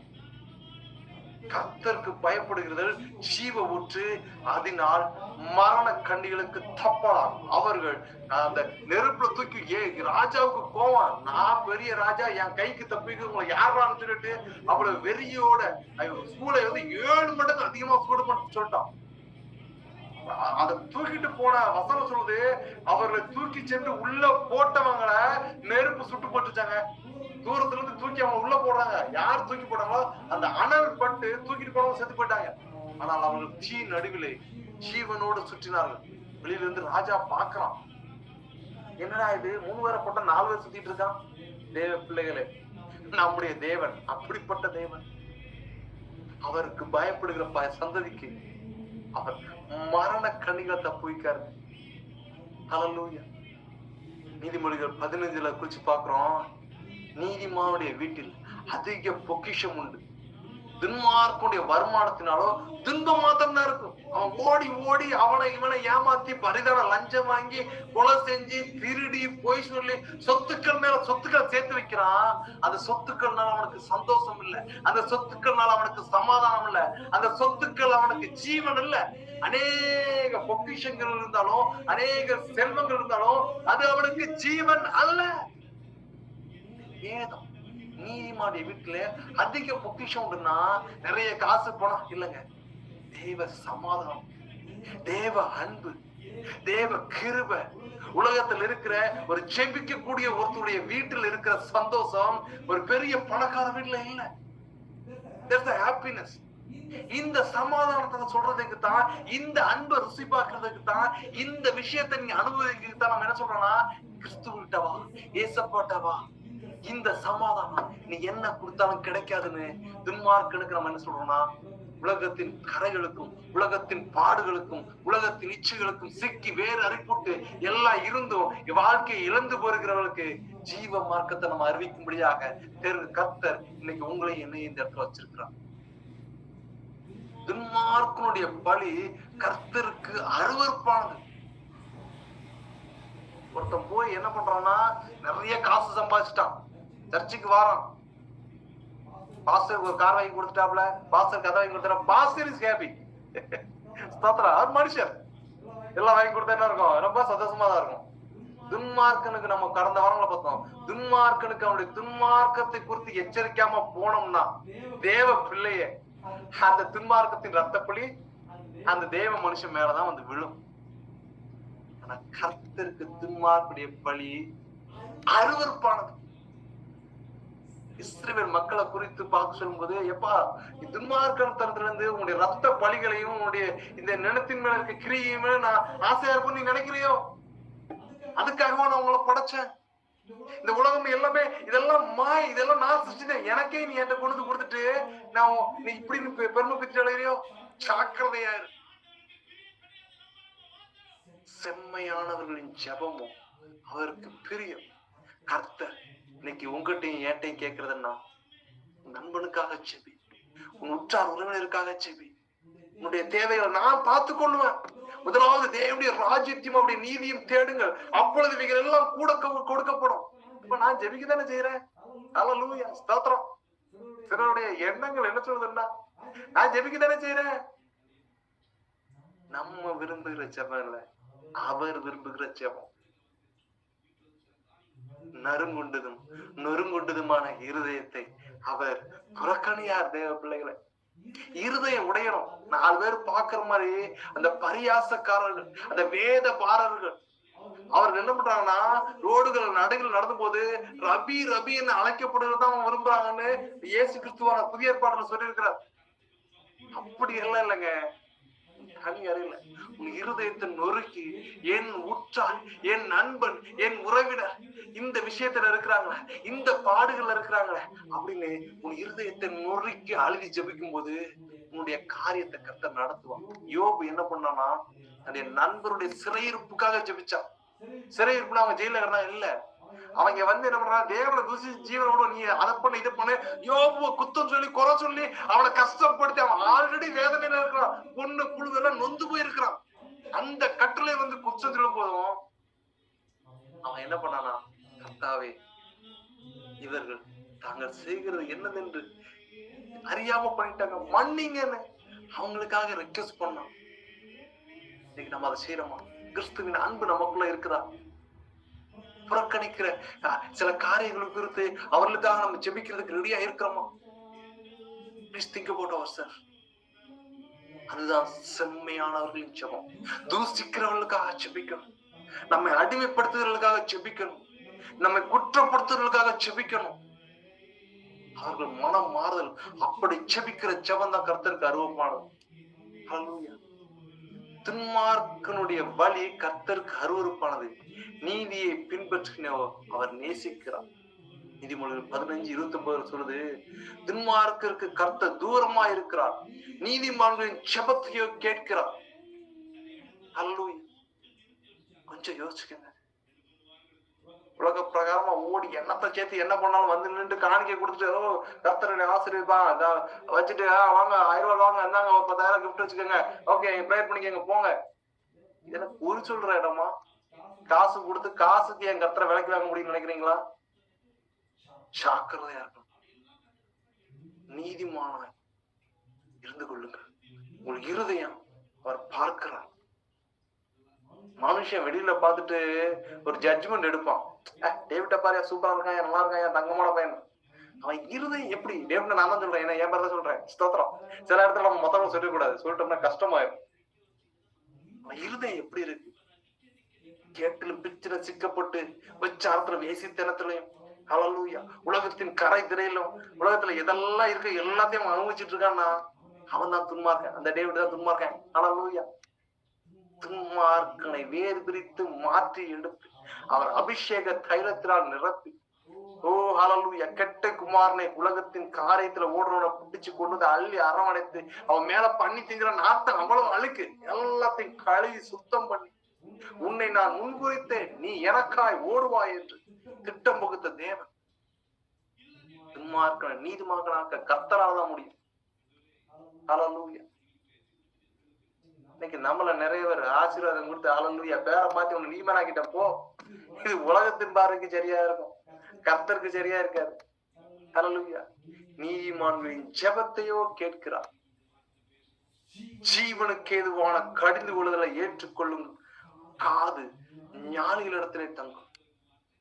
ஹalleluya. இன்னைக்கு சர்ச்சைக்கு வந்து இந்த பாவத்தை செய்யாத, லஞ்சம் வாங்காத, பரிதானம் வாங்காத இருப்பாயாக, வட்டிக்கு கூடாது இருப்பாயாக, இதெல்லாம் செய்யாத, இதெல்லாம் கர்த்தருக்கு அருவருப்பு, விட்டு தூரவனுக்கு வா, உலகத்தின் கரைக்கு விலகி ஜீவ மார்க்கத்துல ஜீவ புஸ்தகத்துல நம்முடைய பெயர்கள் பொறிக்கப்படும்படியா உன்னுடைய ஜீவியம் பரிசுத்தமா இருக்க வேண்டும் என்று ஒரு கடிந்து கொள்ளுகிற சத்தம் வந்துச்சுன்னா, வட்டிக்கு கொடுத்துட்டு இருக்க மனுஷன் அந்த சர்ச்சைக்கு வரமாட்டான். ஹalleluya. வராது மாத்திரம் கிடையாது, வராததுனால பாசருக்கு வருமானம் போச்சு. ஹalleluya. ஸ்தோத்திரம். வருமானம் போனதுனால சபையை நடத்துறதுக்கு புலம்ப வேண்டியதா இருக்கு. ஸ்தோத்திரம். இன்னைக்கு ஜீவனுக்கு ஏதுவான கடிந்து கொள்ளுதல் குறைஞ்சுகிட்டு இருக்கு. தேவ பிள்ளை ஜாக்கிரதையா இருந்துக்கோ. ஒரு தேவ மனுஷன் இருந்து உன் காரியத்தை ஒழுங்குபடுத்து என்று வார்த்தை வருகிறது என்றால் நீ மகிழ்ந்து கழிகூறு. ஓ, உன்னை கர்த்தர் முன்குறித்திருக்கிறார், உன்னை கர்த்தர் அழைத்திருக்கிறார், உங்களை கர்த்தர் மென்மேலும் உயர்த்த போகிறார். கர்த்தர் உங்களை பரலோகத்திற்கு அழைத்து செல்லும்படியாக உங்களை முன்குறித்து உலகத்தின் காரியத்திலிருந்து வேறுபடுத்தும்படியாக ஒரு எச்சரிப்பை கொடுத்திருக்கிறார். ஓ, அதை பெற்றுக்கொள். ஓ, உன் காதுகள் அதை சார்ந்ததா? நீங்க நீதிமான், நீங்க ஞானிகள், நீங்க அறிவாளிங்க. அப்படி ஜீவனுக்கு ஏதுவான கடிந்து கொள்ளுதலை ஏற்றுக்கொள்ள மாட்டோம் அப்படின்னு சொன்னோம்னா நம்மள மாதிரி முட்டாள் வேற யாரும் கிடையாதுன்னு வசனம் சொல்லு. நீதிமொழிகள் 18, கர்த்தரின் நாமம் பலத்த துருகம். அந்த ஆவிக்குள்ள, அந்த பிரசன்ஸ்க்குள்ள தேவனுடைய வார்த்தையை வாசிச்சு தியானிச்சு அதுக்குள்ள வந்துட்டோம்னா நீதிமான் அதற்குள் ஓடி சுகமாயிருப்பான். We don't need to worry about the worldly things. உலகப்பிரமான கவலைகள், உலக பிரகாரமான சரீரத்தின் போராட்டங்கள், நான் மரித்து விடுவேனோ, என் காலம் முடிந்து விடுமோ, அதெல்லாம் எனக்கு ஒண்ணும் பிரச்சனை இல்லை. நான் இங்கு மரித்தால் தேவனிடத்துல போவேன்ங்கிற ஒரு நிச்சயம் உண்டு. ஹalleluya. நீதிமொழிகள் 18:11 சொல்லுது, ஐஸ்வர்யனுடைய பொருள் அவனுக்கு அரணான பட்டணம், அது அவன் எண்ணத்தில் உயர்ந்த மதில் போல இருக்கும். பணக்காரனுக்கு என்னன்னு கேட்டீங்கன்னா, அவன் கர்த்தரை தேடுறதுக்கு ரெடி கிடையாது, கர்த்தருக்கு பயப்படுறதுக்கு ரெடி கிடையாது. ஏன்னா நான் நிறைய பொருளை சேர்த்து வச்சுட்டேன், எல்லாம் எனக்கு இருக்கு, I was happy, I don't worry about anything. வேதத்தில் சொல்லுது, உன்னுடைய ஜீவன் என்று எடுத்துக்கொள்ளப்படுறா, நீ சேர்த்து வச்சதெல்லாம் யாருடைய ஆகும்? அது அறியாமல், அந்த புத்தி தெரியாம பிசாசு அவரை மயக்கி வைத்திருக்கிறான். வசனம் சொல்லுது 18:12, நீதிமொழிகள் 18:12 வசனம், அழிவு வரும் முன் மனுஷனுடைய இருதயம் இருமாப்பா இருக்கும். இருதயம் என்ன பண்றான்? பிசாசு டார்கெட் பண்றது என்னன்னா, உங்களுடைய சிந்தனையும் நம்முடைய இருதயத்தையும் தான். பெருமை பேசுறோமா? வசனம் நம்ம வேதம் என்ன சொல்லுது? பெருமை பேசாதிருங்க, பெருமைக்கு எதிர்த்து இருங்கள். ஹல்லேலூயா. தன்னை தாழ்த்துறவன் உயர்த்தப்படுவன் வசனம் சொல்லுது. அன்னைக்கு நம்ம வேதத்தை அறிந்தவர்கள், வேதத்தை பிரசங்கம் பண்ணக்கூடிய தேவ பிள்ளைகள் என்னன்னா, அவர்கள் தங்களை தாழ்த்துறாங்க கேட்டீங்கன்னா கிடையாது. ஐ அம் a pastor, you can do that one. நான் தான் இந்த சர்ச்சில் பெரிய ஆள், என் கண்ட்ரோல், நான் தான் இதை உருவாக்கிறேன், நான் தான் இதை படைத்தேன். பிசாசு ஒரு பெருமையின் கிரிய மனுஷனுக்குள்ள போட்டுருதான். நான் தான் அப்படி இல்லைங்க. அப்படிப்பட்டவர்களை விட்டு விலகி ஓடு. பவுல் சொல்றாரு, அவங்களோட உனக்கு கூட்டு வேண்டாம். You have to block them. அவங்களுடைய தொடர்பு வேண்டாம். கிளையாமை போல கூலிக்கு பொருத்தினவர்களா இருப்பார்கள் என்றால் அவருடைய தொடர்பு நமக்கு வேண்டாம். If they are saying whatever it is, அவர்கள் தீர்க்க தரிசனம் சொல்றாங்களா, உடைய காரியத்தை சொல்றாங்களா, அதெல்லாம் ஓகே. அதற்காக நீ அங்க சார்ந்து போயிடாது. போகிற சபை, நீங்கள் நாடுகிற போதகர்கள் உங்களுடைய குற்றத்தை குறித்தும் குறைகளை குறித்தும் கண்டித்து உணர்த்துவாங்களானால் அப்படிப்பட்ட சபைக்கே போகும். அப்படிப்பட்ட வார்த்தைகளை நாடுங்கள். அது என்ன பண்ணா நம்மளை தாழ்மைப்படுத்து, கர்த்தரோடு கூட தொடர்புல, கர்த்தரோடு கூட நம்ம இணையும்படியா நம்மளை இன்னும் ஆவிக்குள்ள கொண்டு போகும். ஹல்லேலூயா. அடுத்து எசேக்கியேலை குறித்து பார்க்க போறோம். இந்த எசேக்கியேல் தீர்க்கதரிசி புத்தகத்துல என்னன்னு கேட்டீங்க அப்படின்னா, துன்மார்க்கன் யார், நீதிமான் யார்? துன்மார்க்கன் ரட்சிக்கப்படுறானா, நீதிமான் ரட்சிக்கப்படுகிறானா, இவருடைய ஜீவிதம் எப்படி இருக்கணுங்கிறது குறித்து இந்த எசேக்கியேல்ல தெளிவா சொல்லியிருக்கிறார். இதோ எல்லா ஆத்துமாக்களும் என்னுடையவைகள். எசேக்கியேல் எழுதுற புத்தகம் 18ஆம் அதிகாரம் 4, 5, 6 அது தொடர்ச்சி நம்ம வாசிக்க போறோம். இதோ எல்லா ஆத்துமாக்களும் என்னுடைய. கர்த்தர் சொல்றாரு, ஒரு மனுஷன் எல்லாருடைய ஆத்துமாக்களும் என்னுடையதப்பா, நான் தான்ப்பா அதை உருவாக்கினேன், நான் தான்ப்பா அதை படைத்தேன். தகப்பனின் ஆத்மா எப்படியோ அப்படியே மகனின் ஆத்மாவும் என்னுடையது. அப்பா பிள்ளையோட ஆத்மா எல்லாமே எனக்கு தான் வேணும்பா, இது என்னுடையது, நான் உருவாக்கினது. ஆனால் பாவம் செய்கிற ஆத்மாவை சாகும். ஹல்லேலூயா. பாவம் செய்கிற ஆத்மா சாகும். ஒருவன் நீதிமானாயிருந்து நியாயத்தையும் நீதியையும் செய்து மலைகளின் மேல் சாப்பிடாமலும், மலைகளின் மேல்னா பழைய காலத்துல இஸ்ரேல் மக்கள் என்ன பண்ணானா மலைகள் மேலதான். இப்ப நீங்களும் நம்ம ஊர்லயும் பாத்தீங்கன்னா தெரியும், இந்து கோயில்கள் எல்லாம் எங்க இருக்குன்னு உங்களுக்கு நல்லா தெரியும், மலைகள் மேல இருக்கும். அதுதான் இன்டைரக்டா கர்த்தர் சொல்றாரு, மலைகள் மேல் சாப்பிடாமலும் இஸ்ரவேல் வம்சத்தாரின் நரகலான விக்கிரகங்களுக்கு நேராக தன் கண்களை ஏறெடுக்கணும். உங்களுடைய வீட்டுல இயேசு படம் வச்சிருக்காங்க, இயேசு பார்க்கலாம், தயவு செஞ்சு தூக்கி தூர போட்டுரு. அது ஒரு விக்கிரகம். ஹல்லேலூயா. அது நரகல். ஹல்லேலூயா. நான் ப்ரொஃபைல்ல என்னுடைய மொபைல்ல இயேசு போட்டோ வச்சிருக்கேன். நோ, அது இயேசுவே கிடையாது. அந்த மனுஷனுடைய சரித்திரமே வேற. ஹல்லேலூயா. அந்த மாதிரி நரகலான விக்கிரகங்களுக்கு நேராக தன் கண்களை ஏறெடுக்கணும். அதெல்லாத்தையும் தூக்கி தூர போட்டுறணும். ஒரு சிலையை தூக்கி இதை வச்சுக்கிட்டு இந்த சிலைதான் அதை தூக்கி தூர போட்டுறணும். இதெல்லாம் நரகன்னு சொல்றாரு. தன் அயலானுடைய மனைவியை தீட்டுப்படுத்தாமலும். உனக்கு மனைவி இருக்கும்போது வேறொருத்தருடைய மனைவியோடு கூட தொடர்பு இருக்கு, அது பாவம். இச்சிக்கிறது பாவம். தூர ஸ்திரியோட சேராமல், அதனால ப்ராஸ்டியூஷனோட அவங்களோட தொடர்பு இருக்காம, இதெல்லாம் பாவம். விட்டு விலகு. ஒருவனையும் எசேக்கியேல் 18 7ஆம் வசனம் 8ஆம் வசனம் 9ஆம் வசனம் வாசிக்க போறோம். ஒருவனையும் ஒடுக்காமலும் கொள்ளையிடாமலும் இருந்து கடன் வாங்கினவனுக்கு அடமானத்தை திரும்ப கொடுத்து தன் அப்பத்தை பசித்தவனுக்கு பங்கிட்டு வஸ்திரம் இல்லாதவனுக்கு வஸ்திரம் தரிப்பித்து.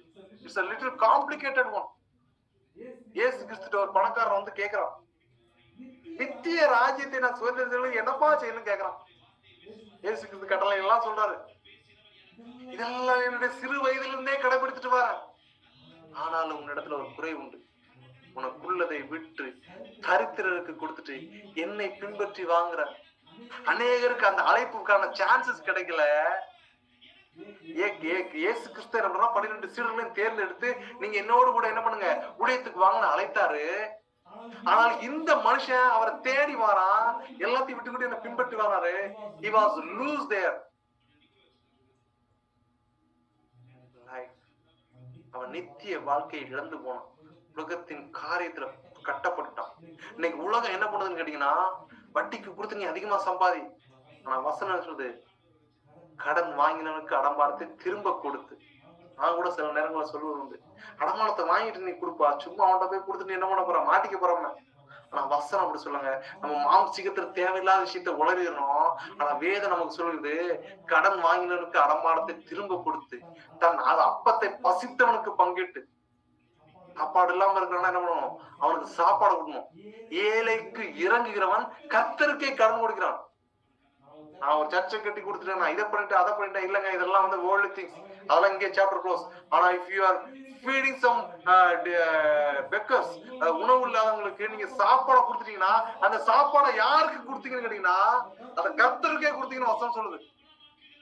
வஸ்திரம் இல்லாதவனுக்கு வஸ்திரம் தரிப்பித்து. எசேக்கியேல் 18:8 சொல்லுது. இதெல்லாம் யாருன்னா நீதிமான் செய்ய வேண்டியது. வட்டிக்கு கொடாமலும், பொலிசை வாங்கணும், பொலிசா லஞ்சம் பரிதானம் வாங்காமலும், அநியாயத்துக்கு தன் கையை விலக்கி மனிதருக்குள்ள வழக்கை உண்மையாய் தீர்த்து. சிலர் வந்து எனக்கு சொல்லுதுன்னா, நியாயத்தை நியாயம் என்று சொல். ஐயே இவன் எவ்வளவு பெரிய ஆளு, இவனுக்கு நம்ம சரியா சொல்லணும்னா நம்ம இதை பண்ணிடுவானு பயந்தன்னா. அப்படி இல்ல. வசனம் சொல்லுது, மனிதருக்குள்ள வழக்கை உண்மையாய் தீர்த்து. எசேக்கியேல் 18:9 சொல்லுது, என் கட்டளையின்படி நடந்து என் நியாயங்களை கை கொண்டு உண்மையா இருப்பான் ஆகில் அவனே நீதிமான், அவன் பிழைக்கவே பிழைப்பான் என்று கர்த்தராகிய ஆண்டவர் சொல்லுகிறார். எசேக்கியேல் 18:20, 21, 23 வாசிக்க போறோம். பாவம் செய்கிற ஆத்மாவே சாகும். எந்த ஆத்மா? உயிரோட இருக்கிறனால சூப்பரா இருக்கலாம் கிடையாது. உலகத்துல பணக்காரன் உயிரோட இருக்கான்னு நினைச்சிட்டு இருக்கான். நாம ஆத்மா செத்து போச்சு. குமாரன் தகப்பனுடைய அக்கிரமத்தை சுமப்பதில்லை, தகப்பன் குமாரனுடைய அக்கிரமத்தை சுமப்பதில்லை. ஹல்லேலூயா. அவங்க செஞ்ச தவறுக்கு தக்கதான தண்டனை அவர்களுமே கர்த்தர் நியாயம் தீர்க்கிறவா இருக்கிறார். நீதிமானுடைய நீதி அவன் மேல் தங் இருக்கும், துன்மார்க்குடைய துன்மார்க்கம் அவன் மேல் தான் இருக்கும். துன்மார்க்கன் எசேக்கியேல் 18:21 துன்மார்க்கன் தான் செய்த எல்லா பாவங்களையும் விட்டு திரும்பி என் கட்டளைகளையும் கை கொண்டு நியாயத்தையும் நீதியும் செய்வானாகில் அவன் பிழைக்கவே பிழைப்பான், அவன் சாவதில்லை. இதெல்லாம் நான் சின்ன பிள்ளைல எப்படின்னு கேட்டீங்கன்னா, சிஎஸ்சி சர்ச்சஸ்ல போய் உட்கார்ந்தோம்னா, துன்மார்க்கன் தான் செய்து துன்மார்க்கத்தை விட்டு விலகி நியாயத்தையும் நீதியும் செய்வானாயில் அவன் தன் ஆத்மாவை பிழைக்கப்படுவான், அவன் சாவதில்லை. மனப்பாடமா சொல்லிட்டு வந்துரும். சொல்றோம். அடுத்த இந்த மாசம் கம்யூனியர் முடிஞ்சிருச்சு. கம்யூனியர்ல இதை சொல்லியாச்சு. என்ன சொன்னோம்? ஸ்தோத்திரம்.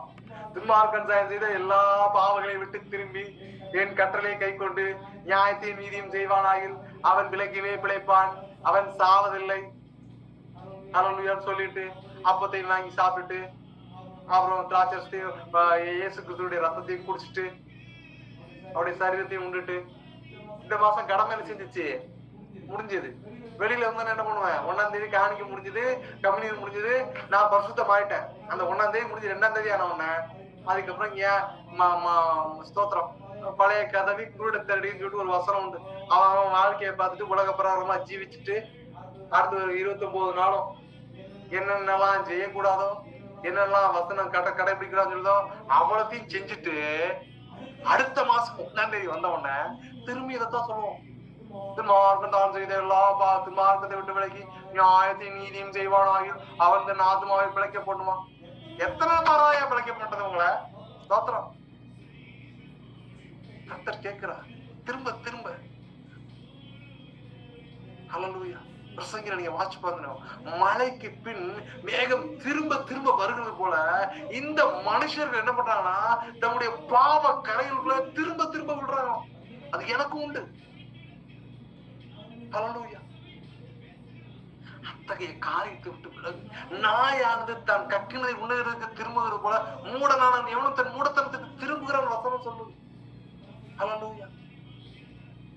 எசேக்கியேல் 18:23 சொல்லுது, துன்மார்க்கன் சாகிறது எனக்கு எவ்வளவேனும் பிரியமோ, அவன் தன் வழிகளை விட்டு திரும்பி பிழைப்பதே அல்லவோ எனக்கு பிரியம் என்று கர்த்தராகிய ஆண்டவர் சொல்லுகிறார்.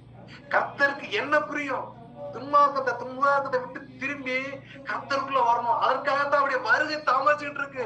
அவர் வர்றான்னு சொல்லிட்டு வராம இருக்கிறாருன்னா சும்மா கிடையாது. எல்லாரும் ரட்சிக்கப்பட்டு பரலோகத்துக்குள்ள வரணும். நான் படைத்தவன் எல்லாருமே அப்படின்னா, நான் சிருஷ்டித்தவர்கள் எல்லாருமே என்னுடைய அன்பை புரிந்து கொண்டு உலகத்தின் மாயைக்கு விட்டு விலகி என்னிடத்துல கிட்ட வரணுங்கிறத அவர் விரும்புகிறார். அதனாலதான் அவருடைய வருகை தாமதிக்கிறே தவிர வேற காரணமே இல்லை. எசேக்கியேல் 18:27, 28, 30, 32 துன்மார்க்கன் தாம் செய்த துன்மார்க்கத்தை விட்டு விலகி நியாயத்தையும் நீதியும் செய்வானாகி அவன் தன் ஆத்மாவை பிழைக்க பண்ணுவான். சொத்துக்கிட்டு அதெல்லாம் இல்ல, அவன் ஆத்மாவை பிழைக்க பண்ணிட்டாலே சக்சஸ். நல்ல போராட்டத்தை போராடு, விசுவாசத்தை காத்துக்கொண்டேன், ஓட்டத்தை முடித்தேன். பவுல், பேதுரு எல்லாருமே திரும்ப திரும்ப சொல்றாங்க. அவன் எச்சரிப்பு அடைந்து தான் செய்த எல்லா மீறுதலையும் விட்டு திரும்புறபடினாலே அவன் பிழைக்கவே பிழைப்பான், அவன் சாவதில்லை. இந்த இடத்துல சாவுன்னா மரணத்தின் சாவு கிடையாது, ஆவிக்குரிய சாவு அவனுக்கு இல்லை. அவன் பரலோகத்துல பாதாளத்துக்கு போனதுக்கு முன்னாடி அவனுக்கு தெரிஞ்சிடும் நம்ம பரலோகத்துக்கு போகிறோம். இந்த இடத்துல பரலோகத்துல நம்ம அடுத்த வாரங்கள பாதாளத்தை குறித்து பார்ப்போம். பாதாளம் எப்படி இருக்கும், அந்த பாதாளத்துல யார் யார் இருப்பாங்க, அந்த ஜட்ஜ்மெண்ட் நம்ம அந்த இடத்துல உணர முடியுங்கிற காரியத்தை குறித்து ஆவியானவர் அடுத்த வாரம் நம்மளோட பேசுவாராக. ஹல்லேலூயா. அவனுடைய ஆத்துமா படைச்சிருக்க, அவன் ஆத்துமா சாகாதுங்க. கர்த்தர் உருக்கம் இரக்கம் நீடிய சாந்தம் உள்ளவா இருக்கிறார். அவர் தீங்குக்கு மனஸ்தாபப்படுகிறவரா இருக்கிறார். ஹல்லேலூயா. எசேக்கியேல் 18:31 சொல்லுது, நீங்கள் துரோகம் பண்ணின உடைய எல்லா துரோகங்களையும் உங்கள் மேல் இராதபடிக்கு விலக்கி உங்களுக்கு புதிய இருதயத்தையும் ஆவியானவர் சொல்லுகிறார். இன்னைக்கு நம்ம என்ன துரோகம், என்ன பாவம், என்ன செஞ்சு வந்தாலும் இந்த கூடுகையில கர்த்தர் நம்மளை வைத்திருக்கிறது எதற்காக கேட்டீங்கன்னா, நமக்கு ஒரு புதிய இருதயத்தை புதிய ஆவியை உண்டி பண்ணிக் கொள்ளுங்கள் கர்த்தர் சொல்லுகிறார். இஸ்ரவேல் வம்சத்தார், இஸ்ரவேல் வம்சம் நம்ம நினைக்கிறோம் இஸ்ரவேல் இருக்கிறதா? இல்ல இல்ல, இயேசு கிறிஸ்துவை தன்னுடைய சொந்த இரட்சகராக ஏற்றுக்கொண்ட எல்லாருமே, நீங்களும் நானும் இல்லாம இஸ்ரவேல் வம்சத்தார் தான். உலகத்துல நம்ம ஊர ஜாதி மதம் அதெல்லாம் தூரம் போட்டுருங்க. இயேசுவை தன் சொந்த இரட்சகராக ஏற்றுக்கொண்ட நீங்களும் நாங்களும் இஸ்ரவேல் மக்களே என்று உறுதிப்படையணும். இதை விட்டுட்டு நான் இந்த ஜாதியில தான் பார்ப்பேன், அந்த இதுல தான் பார்ப்பேன், பின்னி பிணங்கி உலகத்தின் காரியத்தில் இடைவிடாதபடி உங்களை சுத்திகரித்துக் கொள்ளுங்கள். முதலில் எழுப்பி தள்ளிவிட்டு இஸ்ரவேல் வம்சத்தாரே, ஓ கர்த்தரிடத்துல திரும்புங்கள். உலகத்துல இது இருந்தாதான் செய்வேன், அது இருந்தாதான் செய்வேன், அந்த கண்டிஷன் இருந்தாதான் எனக்கு சாட்டிஸ்ஃபை ஆகும், இந்த கண்டிஷன் தான் சாட்டிஸ்ஃபை ஆகும், இவங்க அழகா இல்ல, அவங்க அது இல்ல. தேவ பிள்ளையே ஒண்ணு செய், மனுஷன் பாக்குற மாணிக்கு தேவ பிள்ளை பார்க்கவே கூடாது. We have to differentiate ourselves. நாம் பிறர்களை விட வித்தியாசப்படுத்தி காட்டணும். எப்படி வித்தியாசப்படுத்தினா, தேவனுடைய அன்பை நம்ம வெளிக்காட்டணும், தேவனுடைய ரூபத்தை நம்ம வெளிக்காட்டணும், தேவனுடைய ஐக்கியத்தை நம்ம மற்றவர்களுக்கு காட்டணும். காட்டுறதுதான் கர்த்தர் சொல்றாரு, இன்னைக்கு உங்களுக்கு எனக்கும் அவர் புதிய இருதயத்தையும் புதிய ஆவியும் உண்டி பண்ணிக் கொள்கிறார். பழைய எல்லாத்தையும் தூக்கி தூர போட்டு, பழைய கட்டுப்பாடு வேண்டாம், பழைய பிணைப்புகள் வேண்டாம், எல்லாத்தையும் உதறி தள்ளிடு. இஸ்ரவேல் வம்சத்தாரே, நீங்கள் ஏன் சாக வேண்டும்? Why you are going to die? மரண சாவு கிடையாது, உங்க ஆத்மா ஏன் சாகணும்? மனம் திரும்புகள், அப்பொழுது பிழைப்பீர்கள். சாகிறவனுடைய சாவை நான் விரும்புவதில்லை என்று கர்த்தராகிய ஆண்டவர் சொல்லுகிறார். எசேக்கியேல் 18 சொல்லுது, நீதிமான் தன் நீதியை விட்டு விலகி அநீதி செய்து துன்மார்க்கம் செய்கிற சகல அருவருப்படிகள் செய்வானாயில் அவன் பிழைப்பானோ? கத்திருக்கிற ஏப்பா நீதிமா, நான் பிறந்த இருந்து நான் நீதிமானா இருந்துட்டேன், நான் யோக்கியனா இருந்துட்டேன், எந்த தப்பும் பண்ணல, ஆனா நான் சாகிறதுக்கு முன்னாடி ஒரு சின்ன தப்பை மட்டும் பண்ணிட்டேன், இப்ப நான் பரலோகத்துக்கு போமான்னு கேட்டீங்கன்னா அத்தகதை. நீ பிழைப்பையோ?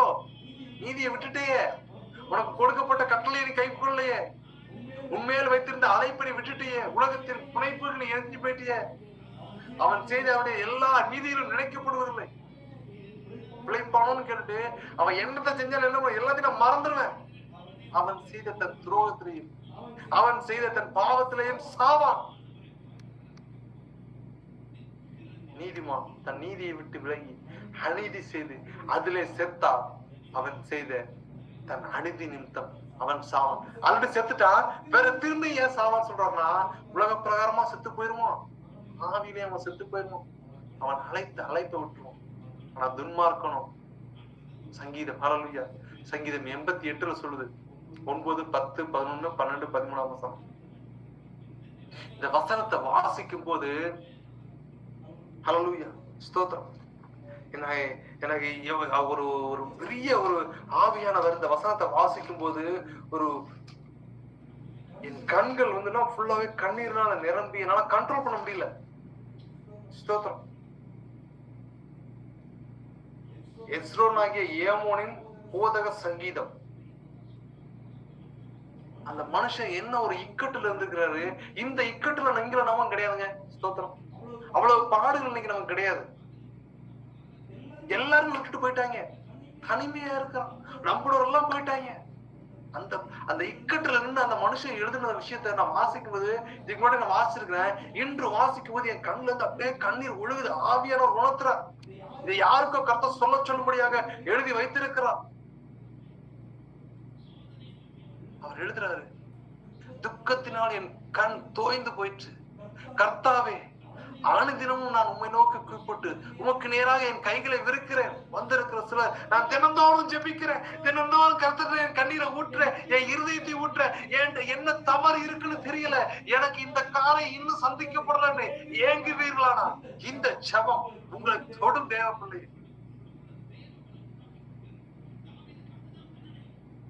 கேட்கிறோம் ரொம்ப டீட்டெயிலா, மரித்தவருக்கு அதிசயங்களை செய்வீரோ? செத்து போன வீரர் எழுந்து உம்மை துதிப்பார்களோ? பிரேத குழிகள் உமது கிருபையையும் அழிவில் உமது உண்மையும் விவரிக்கப்படுமோ?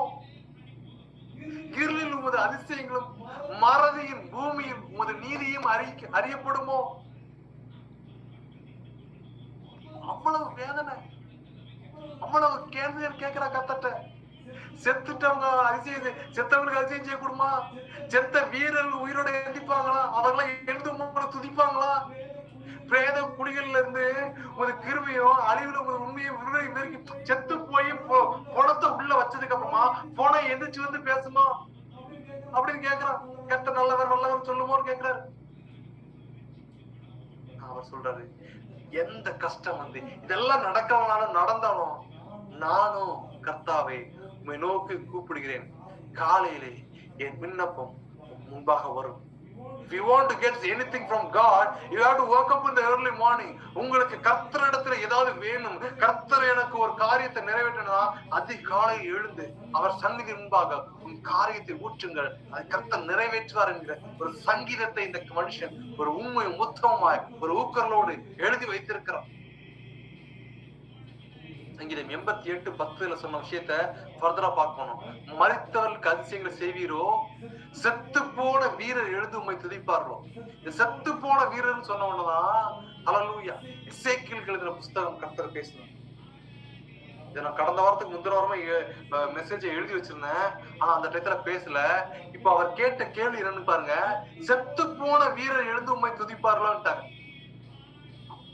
முடியுங்க, துதிச்சிருக்காங்க, நடந்திருக்குங்க. மரித்தவர்களை உயிரோட எழுப்பியிருக்கிற தேவன். எசேக்கியேல் கடைசியா ஒரு அதிகாரத்துக்குள்ள நம்ம வந்துட்டோம். ஹல்லேலூயா. எசேக்கியேல் 37ஆம் அதிகாரத்தை நீங்க தொடர்ந்து வாசிச்சு பாத்தீங்கன்னா ஹல்லேலூயா 14 வரைக்கும் நீங்க வாசிச்சு பார்த்தோம்னு தெரியும். நம்ம ஒவ்வொன்றா வாசித்து கடைசியான ஒரு கன்க்ளூஷனுக்குலாம் வந்துட்டோம். இந்த எசேக்கியேல் தீர்க்கதரிசியை பார்த்து 37ஆம் அதிகாரம் 1ஆம் வசனம் சொல்றாரு, கர்த்தருடைய கை என் மேல் அமர்ந்து. இன்னைக்கு கர்த்தர் சொல்லுகிறான், வந்திருக்கிற நம்ம மேல நம்ம உருக்கத்தோடு இரக்கத்தோடு ஒண்ணு கேட்கலாம். ஆவியானவரே, உடைய கரம் எங்கள் மேல இருக்கட்டும் தகப்பனே, உடைய கரத்தை எங்கள் மேல வைங்க தகப்பனே, உடைய கரத்தின் கிரியை விட்டு நாங்க விலகி போயிடக்கூடாது தகப்பனே, உங்களுடைய அன்பை விட்டு ருசிக்க உலகத்தின் காரியத்தில் நாங்க பின்னி பேசக்கூடாது. உடைய கரம் இந்த வேலையிலே உலகத்தின் காரியத்திற்கும் உடைய அன்புக்கும் ஒரு வித்தியாசத்தை உண்டபடும்படியாக செபிக்கிறேன். ஓ ஹல்லேலூயா. சிலருடைய கைகள் கூப்பி இருக்கிறதையும் உங்கள் கைகள் தேவனுக்கு நேராக உயர்த்தப்படுகிறதையும் ஓ கர்த்தர் சொல்கிறார். ஓ ஹல்லேலூயா. ஓ ரீகானா சந்தரி பாபா பாபா. ஓ சிலருக்கு சில வகையான ஆசீர்வாதங்கள் வருகிற ஆண்டிலே உன் கையிலே காண செய்ய போகிறேன் ஒரு தரிசனத்தை காண்பிக்கிறார். ஆசீர்வாதங்கள் மாத்திரமல்ல, உன் பொருத்தனைகளை நான் நிறைவேற்ற போகிறேன், உன் கையின் கிரியைகளை நான் ஆசீர்வதிக்க போகிறேன். ஓ ஹல்லேலூயா ஹல்லேலூயா ஹல்லேலூயா. உன் தளர்ந்த கைகளை நான் திறப்படுத்த போகிறேன் என்கிற ஒரு தரிசனத்தை கர்த்தர் காண்பிக்கிறார். உன் கையை நான் பலப்படுத்த போகிறேன். உனக்கு விரோதமா எழும்புகிற கைகளை நான் முறிக்க போகிறேன் என்கிற ஒரு தரிசனத்தின் கர்த்தர் கொடுக்கிறார். ஒரு வெளிச்சம் இப்பொழுது உங்களோட பிரகாசமாய் வந்து கொண்டிருக்கிறது. கர்த்தருடைய கரம் உங்களோடு இடைப்பட்டுக் கொண்டு வருகிறது. ஓ ஸ்தோத்திரம். ஓ இஸ்ரவேல் மக்களை பகலிலே மேக ஸ்தம்பத்தினாலும் இரவிலே அக்னி ஸ்தம்பத்தினாலும் நடத்தின தேவனுடைய கரம் இன்று உங்களை நடத்த போகிற தேவ பிள்ளையே, உன் கைகளை கூப்பி கர்த்தருக்கு நன்றி செலுத்து. உலக மனுஷனுக்கு நமது ஆசீர்வாதி பார்க்கமானிக்கு கையை கூப்பிட்டு வணக்கம் வணக்கம் சொல்லலாம். இவன் அழிந்து போகிறவன், இவன் நாசமா போகக்கூடியவன், இவன் மண்ணோடு மண்ணாக போகக்கூடியவன், இவனை குறித்தல்ல. உன் கைகளை உயர்த்தி உன் கைகளை கூப்பி தேவனிடத்திலே மன்றாடு, கூப்பிட்டு ஸ்தோத்திரம். இப்பொழுது கூப்பிடு, நீ பதில் கொடுப்பார், குறைகள் எல்லாம் நிறைவாக்குவார். உண்மையாக கூப்பிடு, நீ உள்ளத்தில் வந்திடுவார். ஹல்லேலூயா. கூப்பிடுகிறவர்களுக்கு கர்த்தருடைய கரம் இப்பொழுது பிணைக்கப்பட்டு வந்து கொண்டிருக்கிறது. ஓ ஹல்லேலூயா, ஹல்லேலூயா, ஹல்லேலூயா, ஹல்லேலூயா. சிலருடைய ரத்த நாளங்களுக்குள்ளதாக இருந்து அடிக்கடியாய் வெளியில வந்து சரீரத்துல போராட்டத்தை கொடுத்து கொண்டிருக்கிற சில சத்துருவின் கிரியைகளை இயேசுவின் நாமத்தினாலே ஓ கட்டி அப்புறப்படுத்தி செபிக்கிறேன் தகப்பனே. இப்பொழுது ஒரு விடுதலை, ஒரு விடுதலை. ஓ இயேசுனுடைய ஆணி பாய்ந்த கரம், ஓ இந்த கரம், ஓ ஹல்லேலூயா, வியாபரிக்கும்படியாக செபிக்கிறேன் தகப்பனே. ஓ ஹல்லேலூயா. அது இப்பொழுதே இப்பொழுதே இப்பொழுதே அது திரும்ப திரும்ப மாறி மாறி புதிய புதிய ரூபங்களை எடுத்து உன்னை உழைத்துக் கொண்டிருக்கிறது. ஒரு விடுதலை, ஒரு விடுதலை. இயேசு கிறிஸ்துவின் விடுதலை. ஓ ஒரு விடுதலை இப்பொழுது கடந்து வரும்படியாக கட்டளை கொடுத்து செபிக்கிறேன். ஓ முத்தரித்து செபிக்கிறேன். ஒரு விடுதலை ஏற்படட்டும், ஒரு விடுதலை ஏற்படட்டும், ஒரு விடுதலை ஏற்படட்டும். அவர் கரம் குறுகவில்லை. அவர் கரம் உங்களை விடுவிக்கும்படியாக குறுகவில்லை. அவர் கரத்துக்கு முன்பாக நிற்பவன் யார்? என் தேவனுடைய கரம் இப்பொழுது உங்களுக்காக யுத்தம் செய்யும். நீங்கள் சும்மா இருப்பீர்கள். இந்த கர்த்தருடைய கரம் இந்த எசேக்கியால் மேல உட்கார்ந்த உடனே அப்படியே ஆவிக்குள்ள வெளியில கொண்டு போறார். தீர்க்க தரிசனம் அப்படின்னு கேட்டீங்கன்னா, நீங்க ஜெபம் பண்ணிட்டு படுத்துட்டு இருக்க வேலையில சிலருக்கு தீர்க்க தரிசனம் நிறைய வரங்கள் வித்தியாசங்கள் இருக்கு. ஹல்லேலூயா. அதுல சொப்பனங்கள் மூலமா கேட்பாங்க. தானியேல், எசேக்கியேல் எல்லாருமே யோவான் வெளிப்படுத்துற விஷயத்துல நீங்க வாசிச்சு பாத்தீங்கன்னா தெரியும். கர்த்தர் என்னை ஆவிக்குள்ள கொண்டு போனார். அவங்க சரீர பிரகாரமா இங்கதான் இருப்பாங்க. இந்த ஆவிக்குள்ள என்ன பண்ணுவார்னா, கர்த்தர் நம்முடைய ஆவியை எடுத்துட்டு போய் அந்த சம்பவங்களை கண்கூட பார்ப்பார். ஆனா பிரச்சனை என்ன தெரியுமா? தோத்தம் பார்த்துட்டு திரும்ப இந்த ஆவி நமக்குள்ள வரும்போது நம்முடைய சரீரம் அடித்து போட்டதாக இருக்கும். அனுபவித்தனால சொல்றேன். ஸ்தோத்திரம். அவ்வளவு வேதனை. ஒரு சின்ன ஒரு விஷயத்த பார்த்துட்டு வந்ததுக்கு நம்ம சரீரத்துல அவ்வளவு வேதனை. ஒரு சின்ன ஒரு காரியத்தை கர்த்தர் காண்பிக்கிறதுக்கே என்னால எழுந்து நிக்க முடியல. தேவ பிள்ளையே, அநேக தீர்க்க தரிசனம், அநேக விஷயங்கள் கர்த்தர் நமக்கு எழுதியிருக்கிறார். அவர்களை கொண்டு ஆவிக்குள்ள இந்த எசேக்கியேல் தீர்க்கதரிசியை கொண்டு போறார். எங்க கொண்டு போறாரு? ஒரு போர் புரிஞ்சு அந்த இடத்துல நிறைய பேர் செத்து அந்த எலும்புகள் எல்லாம் உலர்ந்து போயிடுச்சான். 4ஆம் அதிகாரத்துல வாசி பார்த்தீங்கன்னா தெரியும். உலர்ந்த எலும்புகள் கர்த்தருடைய வார்த்தை. ஹல்லேலூயா. ஸ்தோத்திரம். கேளுங்கன்னு தீர்க்க தரிசனம் வரைக்கிறான். கர்த்தர் என்ன பண்ணா, அந்த 1ஆம் வசனத்துல அந்த எலும்புகள் நிறைஞ்ச பள்ளத்தாக்குள்ள எசேக்கியாவை கொண்டு போய் வைக்கிறார். வச்சிட்டு சொல்றாரு, அங்க கொண்டு போனா ஆவிக்குள்ள இருக்கிற சுத்தி நடக்கப்படுறார். சில வேளையில கர்த்தருடைய நடத்தணும்னா நம்முடைய சிந்தனைக்கு அப்பாற்பட்டதா இருக்கும், நம்முடைய யூகத்திற்கு அப்பாற்பட்டதா இருக்கும். எனக்கு இதை கொடுத்தா போதும் நினைச்சிட்டு இருப்போம்.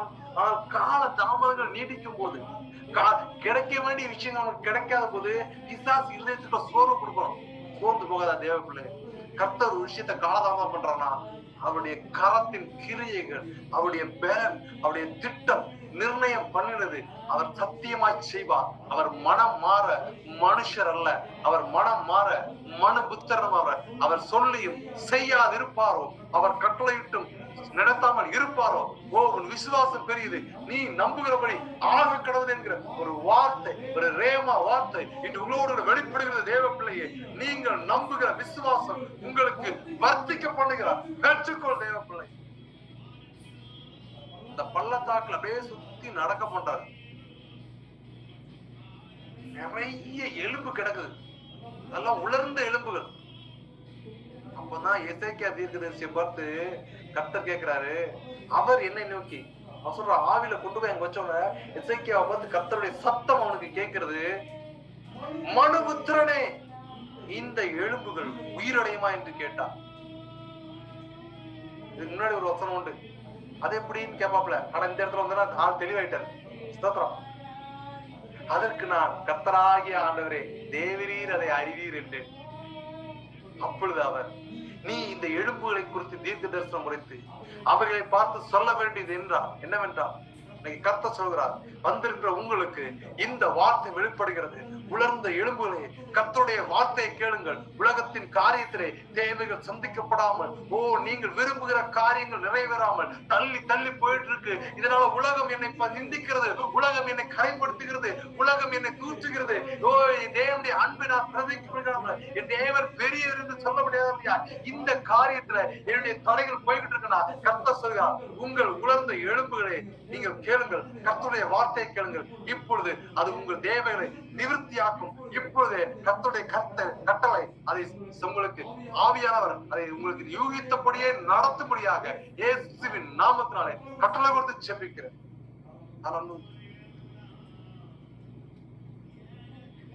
சொல்றாரு, நான் உங்கள் மேல் நரம்புகளை சேர்த்து உங்க மாம்சத்தை உண்டாக்கி உங்களை தோளுனால மூடி உங்களுக்கு ஆவியை கொடுக்க போறேன்.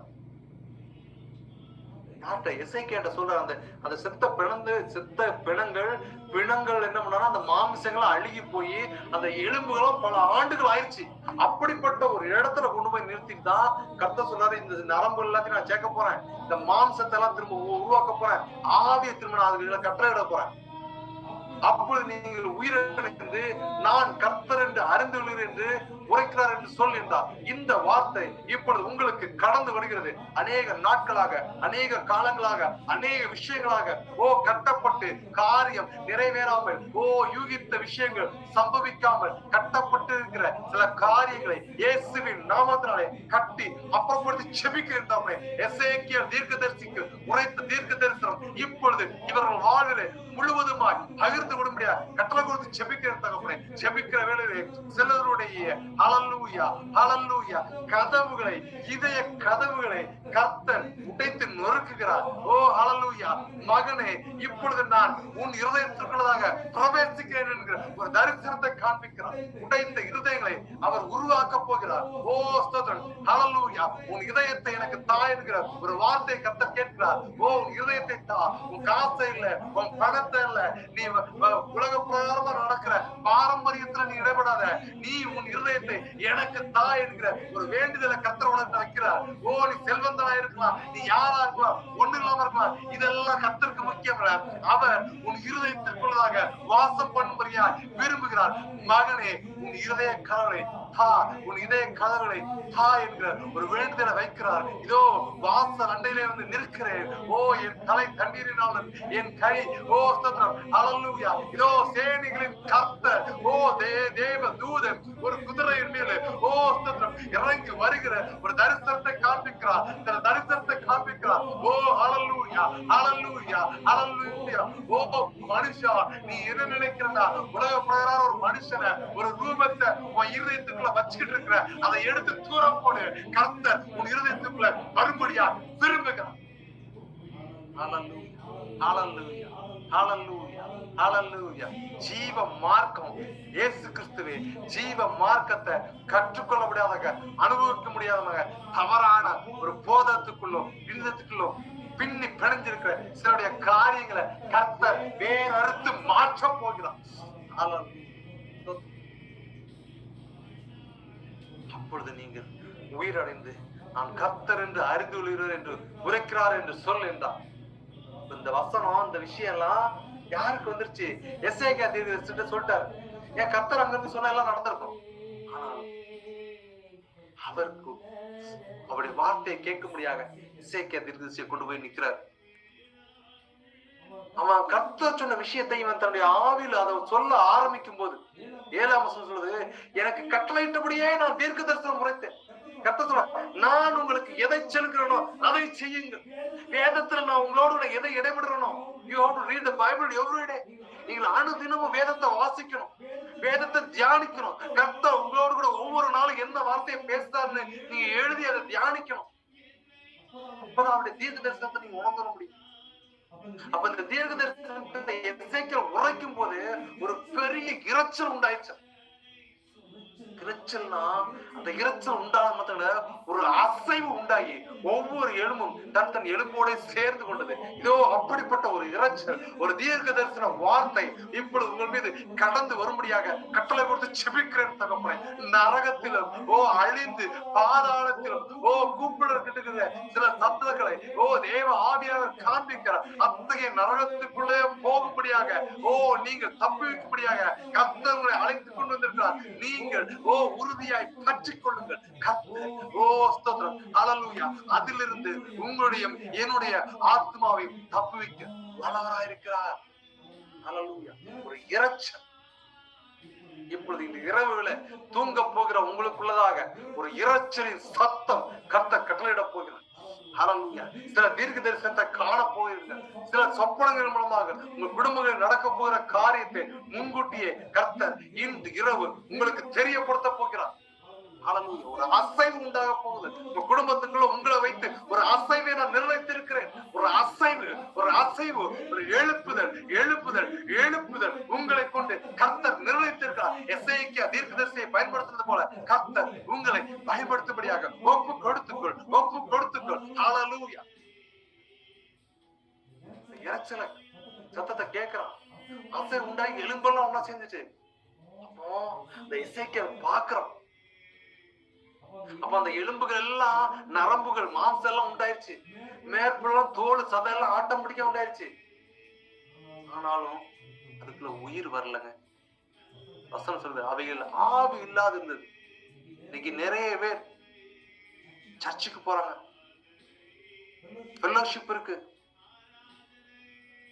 கேதரிங் இருக்கு, ஆனால் ஆவி உயிர்ப்புக்கு இல்லாம தவறா கண்டித்து உணர்த்தக்கூடிய ஒரு தரிசனம் இல்லாம தப்பி வாழ்ந்து கொண்டிருக்கிறார்கள். யாரை நான் அனுப்புவேன், யார் என் காரியமாய் போவான் என்கிற ஒரு வாக்கு தத்துவத்தை கர்த்தர் கேட்கிறார் இன்னைக்கு உங்ககிட்ட. ஹல்லேலூயா.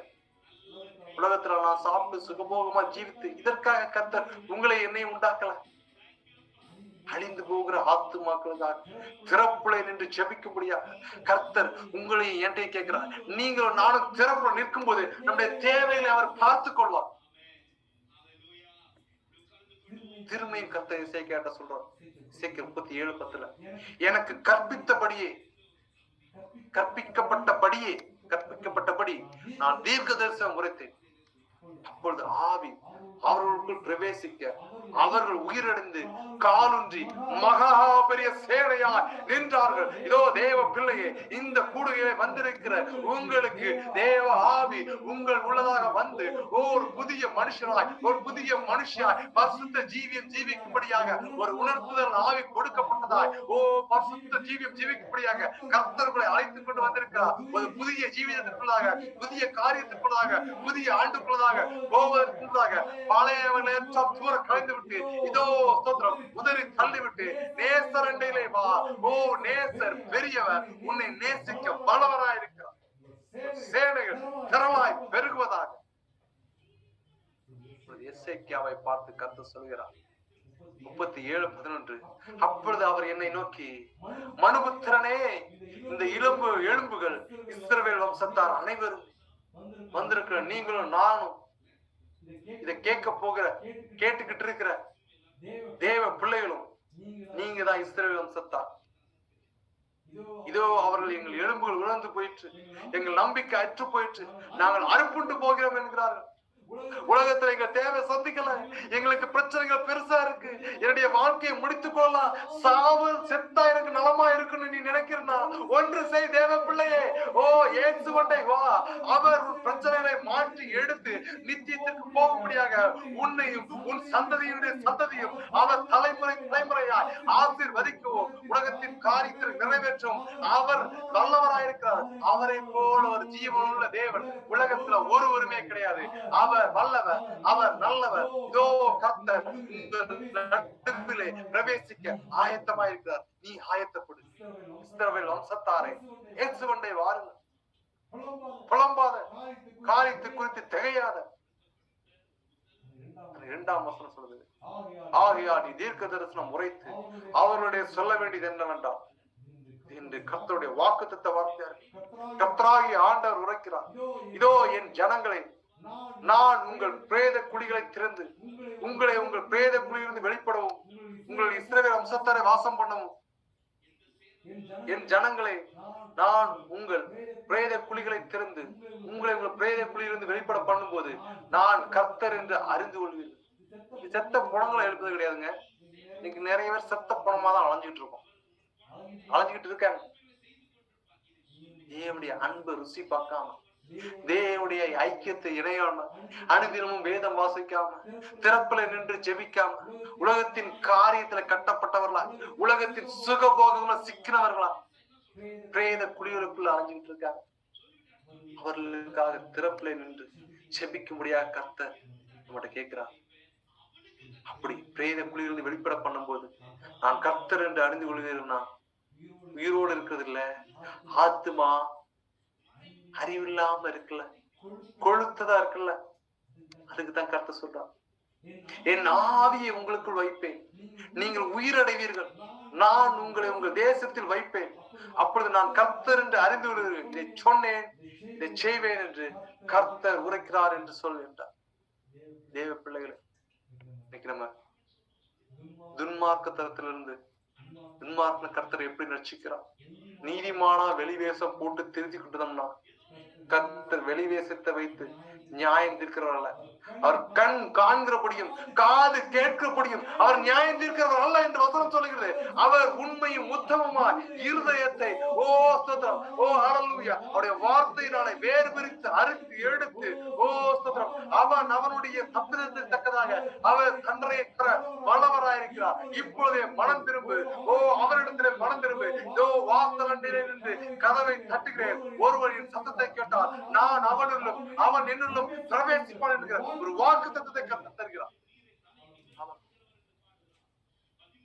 தேவ ஆவியானவரே, இந்த வார்த்தை இவர்களை உயிர்ப்பிக்கட்டும் தகவல். இப்ப நம்முடைய மத்தியில் இருக்கிற பாஸ்டர் ஜஸ்டின் கர்த்தருடைய வார்த்தையை சொல்லிட்டு ஃபைனல் கால் ப்ரே பண்ணுவாங்க. பேசா ஜஸ்டின்.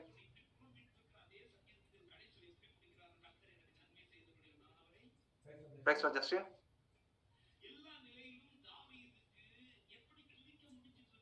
ஆமென். ஜோமனி முடிச்சிடறோம்.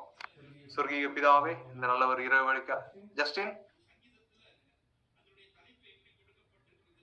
சொர்க்கீக பிதாவே, இந்த நல்ல ஒரு இரவு வேளைக்காக நன்றி செலுத்துகிறோம் தகப்பனே. வந்திருக்கிற ஆத்துமாக்களுடைய கருத்துல ஒப்புவிக்கிறேன். நீரே உடைய வார்த்தையினாலே பேசுங்க. சகல துதியும் கனமும் மகிமையும் உமக்கே செலுத்துகிறோம். இயேசு நாமத்தில் ஜெபங்கள் ஜீவனுள்ள பரம தகப்பனே. ஆமென், ஆமென், ஆமென்.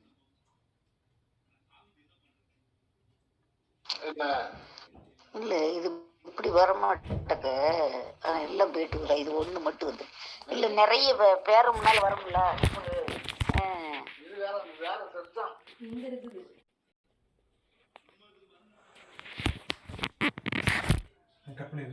ஜஸ்டின் இருக்கிறான், வரல.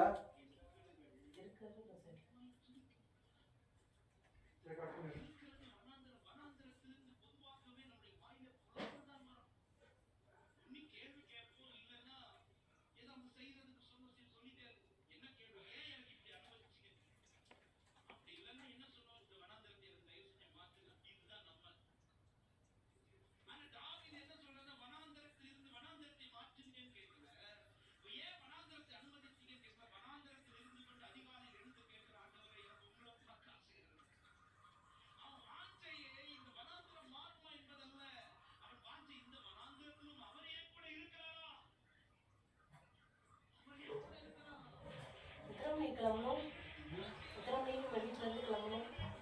7 மணிக்கு கிளம்பி 7:30 கிளம்பலாம். அப்புறம் 6 மணிக்கு எந்திரிக்கணும், ப்ரஷ் பண்ணிட்டு டீ குடிச்சிட்டு கிளம்பி ட்ரெஸ் எல்லாம் வெளியே எடுத்து வச்சுட்டேன். போட்டேன் அதை சார்ஜ் போட்டு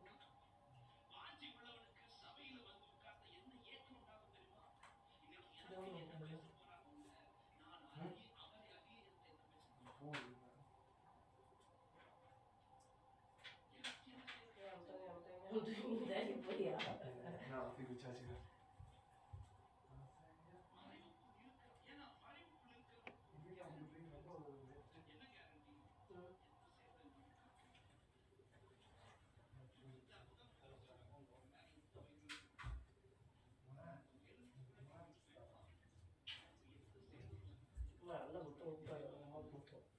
நான் வெளியே இருந்து இந்த காலத்துல சூடு